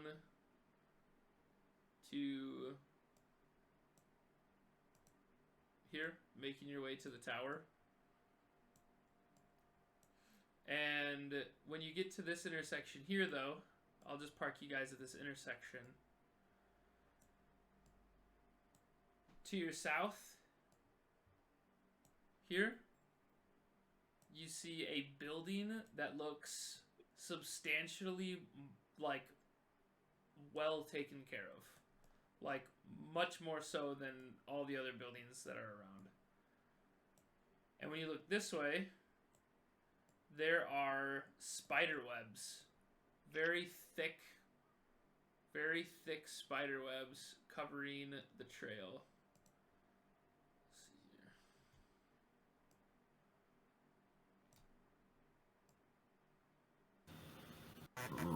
Spider webs or place taken care of. I don't know what's more spooky.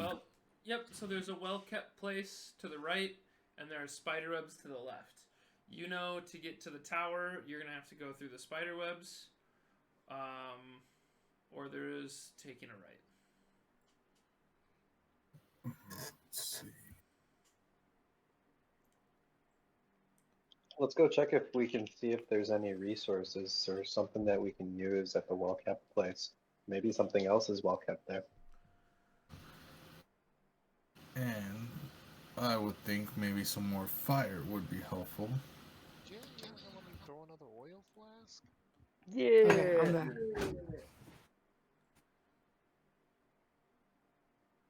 Alright, to the well-kept place it is.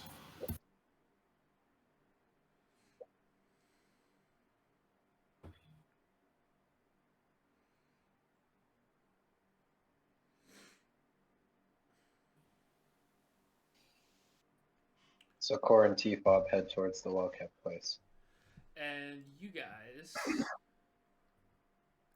approach this small house, appearing to be in much better condition than the ruined and dilapidated structures nearby. The doors, as you approach the house, are reinforced with heavy iron bands and thick shutters to protect the windows. You guys can update your tokens and show me, like, where your marching order is.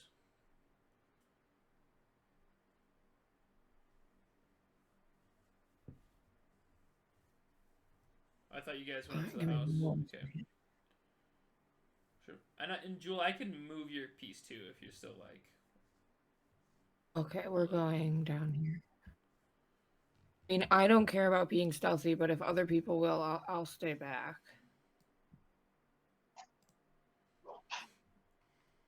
I mean, I visualize Core as just being chill, but not thinking about stuff.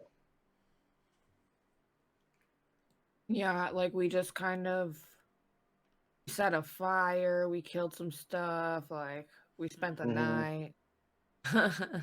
Right. He's just softly Nothing came to walking bother in us, but somewhere in his I don't know. bikers. Slim Lenny, I'm just gonna throw you in the mix. Cool. And you guys approach the small house. Yeah, it's got heavy iron bands reinforcing the doors and thick shutters on the windows. So Core, being the one that's closest, tries to peer in one of the windows. Like, is there like any way that I can look in there? Make a perception check.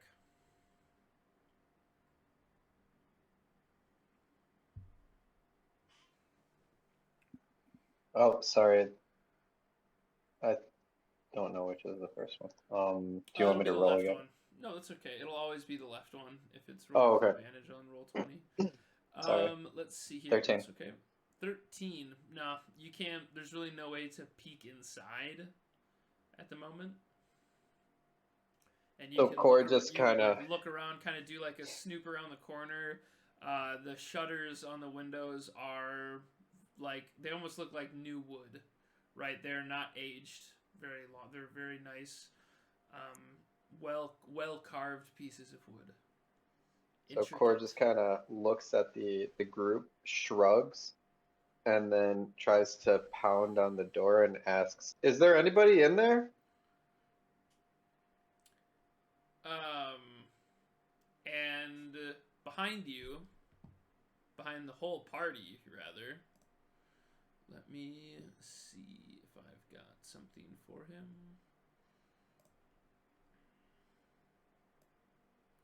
It's Venka. Right behind Slim Tonky. Wait. Mash up the base. Right behind Jewel and Tonky. Out of nowhere, like Tonky, this guy just appears next to you. And he says, "The door's open," and just waves his hand over the, like, out, waves his hand, and you hear Core a tumble, thump, turn inside the door like a lock mechanism opening, and he says, "The door's open." Core just jumps out of his skin. And to describe more what this old man looks like, he's a very gaunt, old human with a long white beard. He's got just a very humble little smile on his face. Yeah, And so Core he starts walking into his house with you guys. Yeah, Core just kind of stares at him and just lets him walk by and then kind of follows him in. Mm-hmm. But like just kind of staring at the man with awe. And you guys can update your tokens for anybody who's coming inside. Oh yeah, I'm totally going in, just completely following him. Mm-hmm. Do I recognize this person or anything about them? If you want to make a history check. History 14 plus 5. 5, 5, 5. Is that right? So History. if you, yeah, Yep. it's intelligence plus if 19. you're proficient. Okay. As you walk in, you don't necessarily recognize the man, but you walk inside and you see a couple things. Like you start to recognize the intricate wood shutters and like the carvings on the door are very well shapen. The biggest giveaway that you see, there is like a Milwaukee Bucks jersey hanging on the ceiling, or not the ceiling, on the wall, like a Milwaukee Bucks jersey there, and it's really nice. It's like a really nice green and like gold and brown, and then there's like a big symbol of a buck head. But it's literally a Bucks jersey, and this is canon. But in the D&D world, he is part of the Emerald Enclave, which if you Google the Emerald Enclave, their uniforms dead ass look like Bucks jerseys. So there's a picture of that. There's like a Bucks jersey hanging on the wall, and that's when you notice this guy's part of the Emerald Enclave. 19 history, you remember a little bit about the Emerald Enclave being an order that works on making harmony with nature. So their main mission statement is like they don't want to see society ruin nature, but they also understand that nature itself is very ruinous and they don't want nature to ruin society. So they're all about bringing harmony between civilization and the wild. And he just waves his hand over the miscellaneous chairs. It's like fucking cottagecore in his house. There's just like herbs hanging on the wall. There's nuts, some miscellaneous furs, some you can smell tea going on, boiling over a roaring hearth. And he says, "The name's Redoth."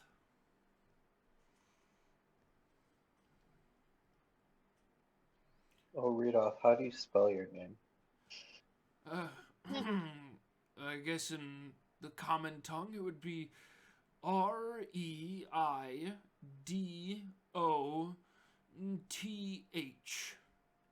But he says his H is like H.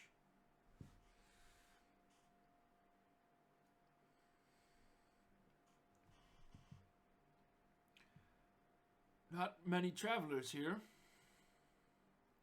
Why do you live out here?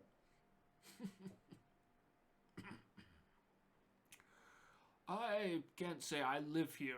I'm merely a visitor. I come in from time to time. I've become quite adept at avoiding the... I assume you've met the zombies, if you've been here long enough. Well, there's plenty of them. And not just the zombies, spiders. And recently we've seen folk in black masks and cloaks skulking around, paying no mind or caring a shit about much other than the big tower. How do we get to the tower? There's a road, of course, but you would assume that. There's always a road for you civilized folk. But stay a while and listen. I'll tell you all about the threats of this area. Why do you seek the tower?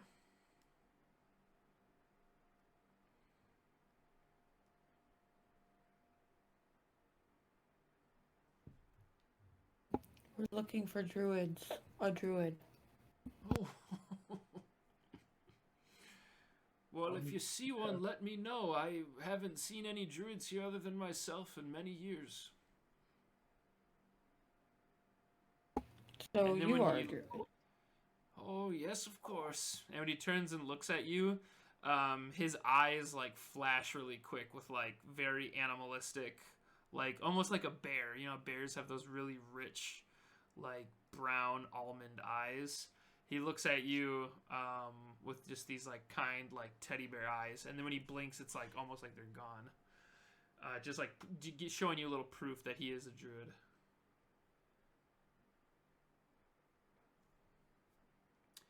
Well, if you've come looking for a druid, you've found me.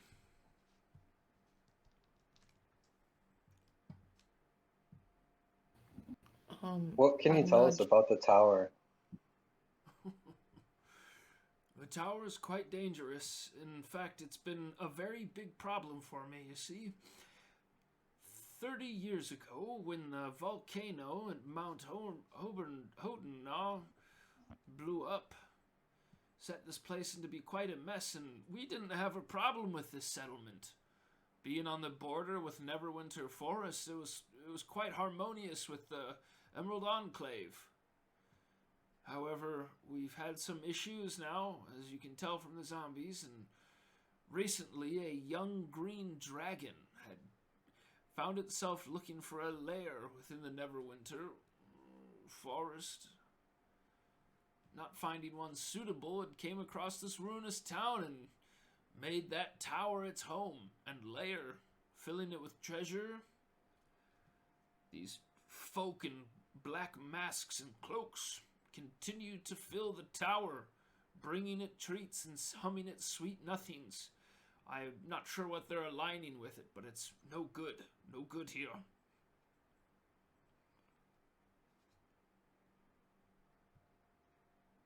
It's a real scale in my ass, if I could say. Why You don't want you to take take care care of of it?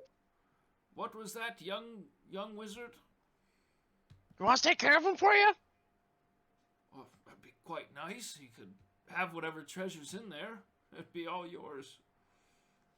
Any biotine? Biotine. Yeah, I'm all out. Hmm. It's the only reason I came up here. Well, Master Tonky, if you search you see I have a small catalog over there. Feel free to see if it's in the inventory. I'm just gonna go over and start rooting. Cool. Rooting and snooting. Cool. When we come back to you, you can make a roll to see if there's biotine there.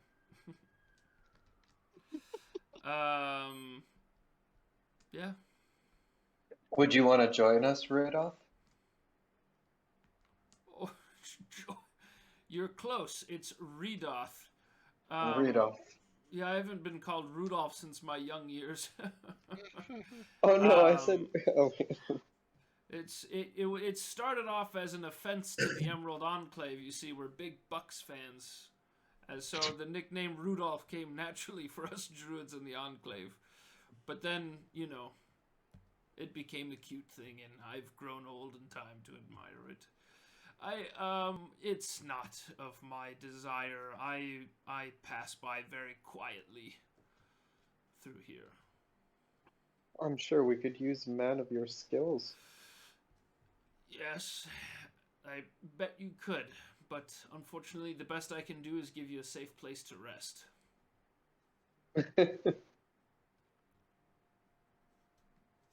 you like to stay a while and listen? Yes. Do you know Getafix? He starts... Getafix? You've heard of... You know of Getafix? You must be a well-traveled man, a scholar of sorts. What is your profession? I'm an archaeologist. I heard Getafix once turned into a walrus. Yep. An archaeologist. I always thought that halflings were anthropologists.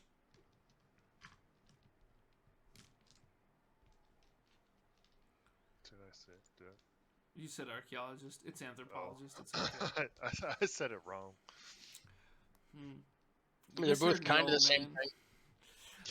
And he says, yes, Getafix. The stories of his youth were quite amusing, but I dare say he doesn't shapeshift into much anymore. He's gotten quite old. ripe age of, I believe, 4,000 now. What is it? It's hard to tell. I met him in my 1000s. He was already a bit older than me, so it puts him. We stopped counting after a while. You see, it's kind of erroneous. We kind of go by the trees. We count the rings under our eyes like the rings of a mighty oak. But should you find yourself in the Neverwinter Forest and lost, you could always call for Getafix. Maybe the birds will bring a message to him if you ever need to speak with him. Maybe it's mostly symbolic, but who knows what'll happen. Getafix is a respected elder in the Enclave.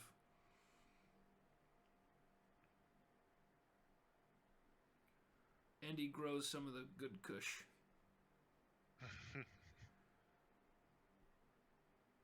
Is there anything you need from me other than tea and good stories?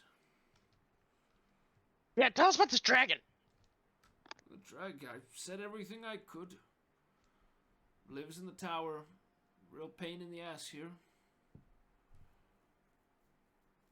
Weaknesses, no way how to kill it.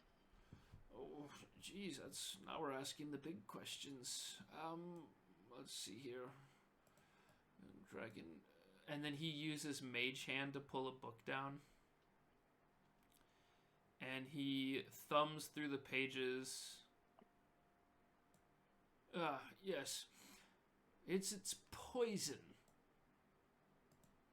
It just says here it's poison. It's and you see that he's reading a book that says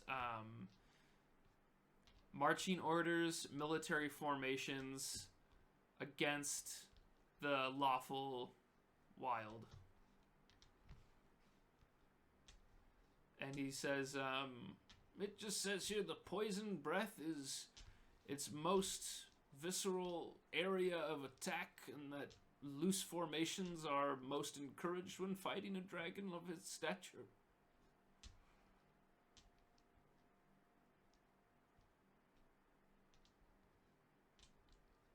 I believe that's the best I can do from this book. You see, this is just something I've scoured from the library of Thundertree. Great warriors have come through here indeed. Many young troops raised as levies and thralls. Stay a while and listen. Keep 'em loosey-juicy, boys. Yes, Lucy Juicy. I haven't had one of those in ages.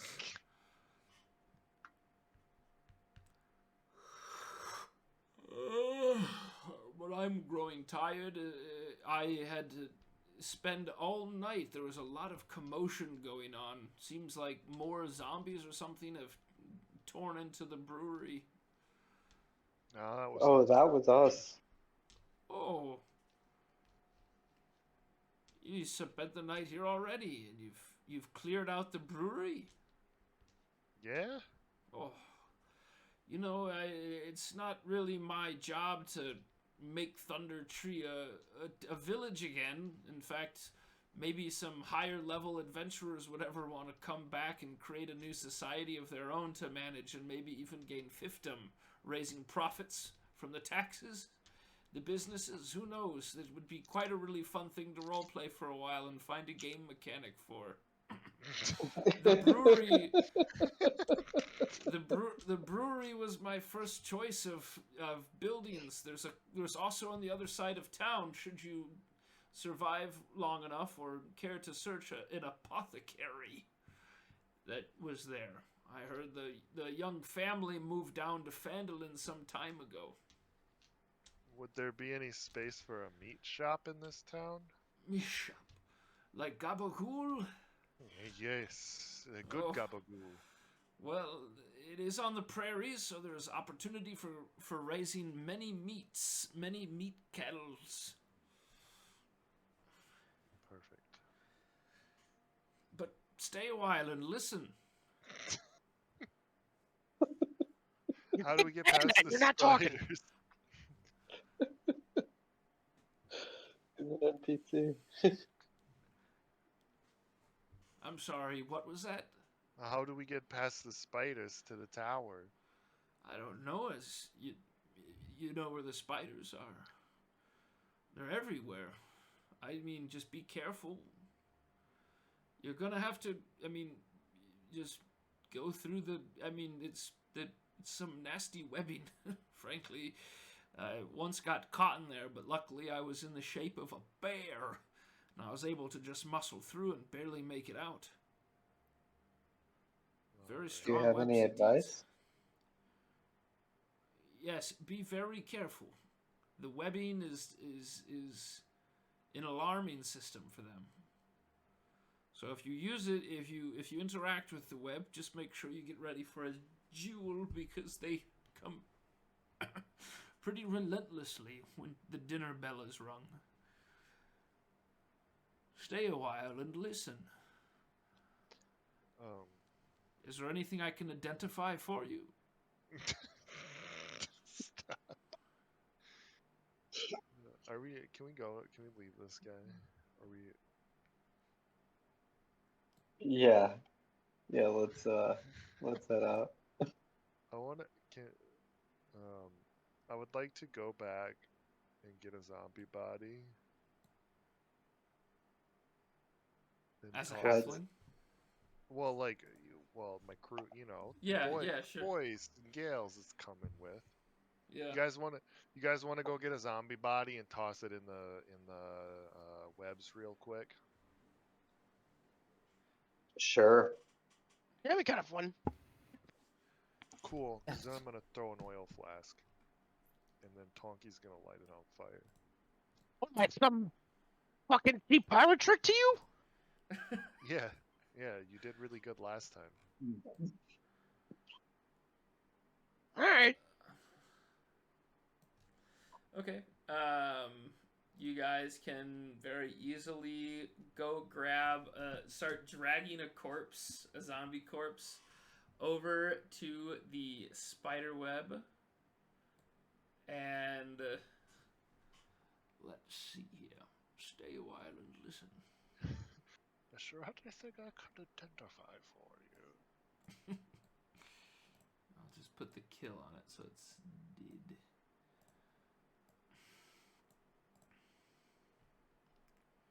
Spider web does whatever a spider web. Excuse me? Core, where is your operator at? My operator? Yeah.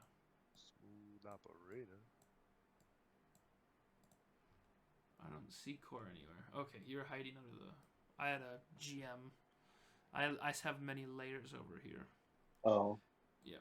Okay, you guys get over to the damn ass spider web. And Oh, I'm if you standing way the fuck back. yeah, and if you guys want to update your tokens however you want, you can. Just let me know what the plan is, and then let me know when it starts. Say, I'm gonna do this. Like we're gonna do A, B, C, D. Like these are the steps to perform the action we want to do, and we start. Cool. And once you do step number 1, I am just gonna go through the steps and read them off how it happens. Cool. And rolling when necessary. So everyone should back up. Did you hold on a second? Is the sorry. zombie still sitting on the floor? No, sorry. Magnolia Street. Not a 144. Seen him through the window. You need the 2 strongies, Orc Man and Boob Girl, are gonna throw. You guys should throw the zombie into the webs and then retreat. Right. Here, we'll set you guys up like you're doing one of those like. Yeah, you got one's got his feet, one's got his hands. It was kind of hard finding a zombie that wasn't completely mutilated. Because you guys beat the shit out of them, and they just stayed alive. And then, okay, so they're gonna toss the zombie on the web. And then, right? and then crouch down and run away. And then as they're retreating, we're all, I would say we're all kind of along the path, but kind of poking out around trees, watching Okay. and hoping for the spiders. And hidden away, right? Like we're hidden. Yeah. So hopefully that the spiders come. And then once the spiders come, or if they come and converge on the zombie, I'm gonna toss an oil flask and then point at Tonky to do his fire thing.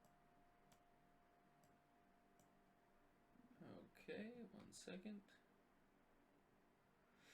Just trying to make sense of a lot of this.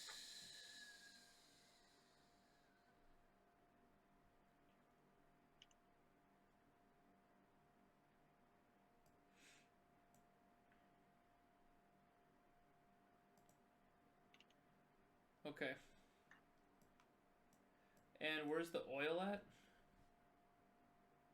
Well, when they can, like, if the spiders converge on the zombie, I would throw the plastic oil at the zombie and like attempt to burn, like Jeff Daniels in Arachnophobia, you know. Yeah, hell yeah. Okay. Let me know when when T5 and Jewel, let me know when you guys throw the body on the web. Let's do it. Do it. 1, 2. And the zombie hits the web. And as soon as the body hits the web, you hear immediately the sound of like shifting stones, the like broken up ceiling that's on the cottage below you guys. You see like one big ass spider arm like reaching up. You hear more rumble, like more rubble as you guys start backing up, and 2 giant spiders crawl on top the cottage, and they're like crawling out of it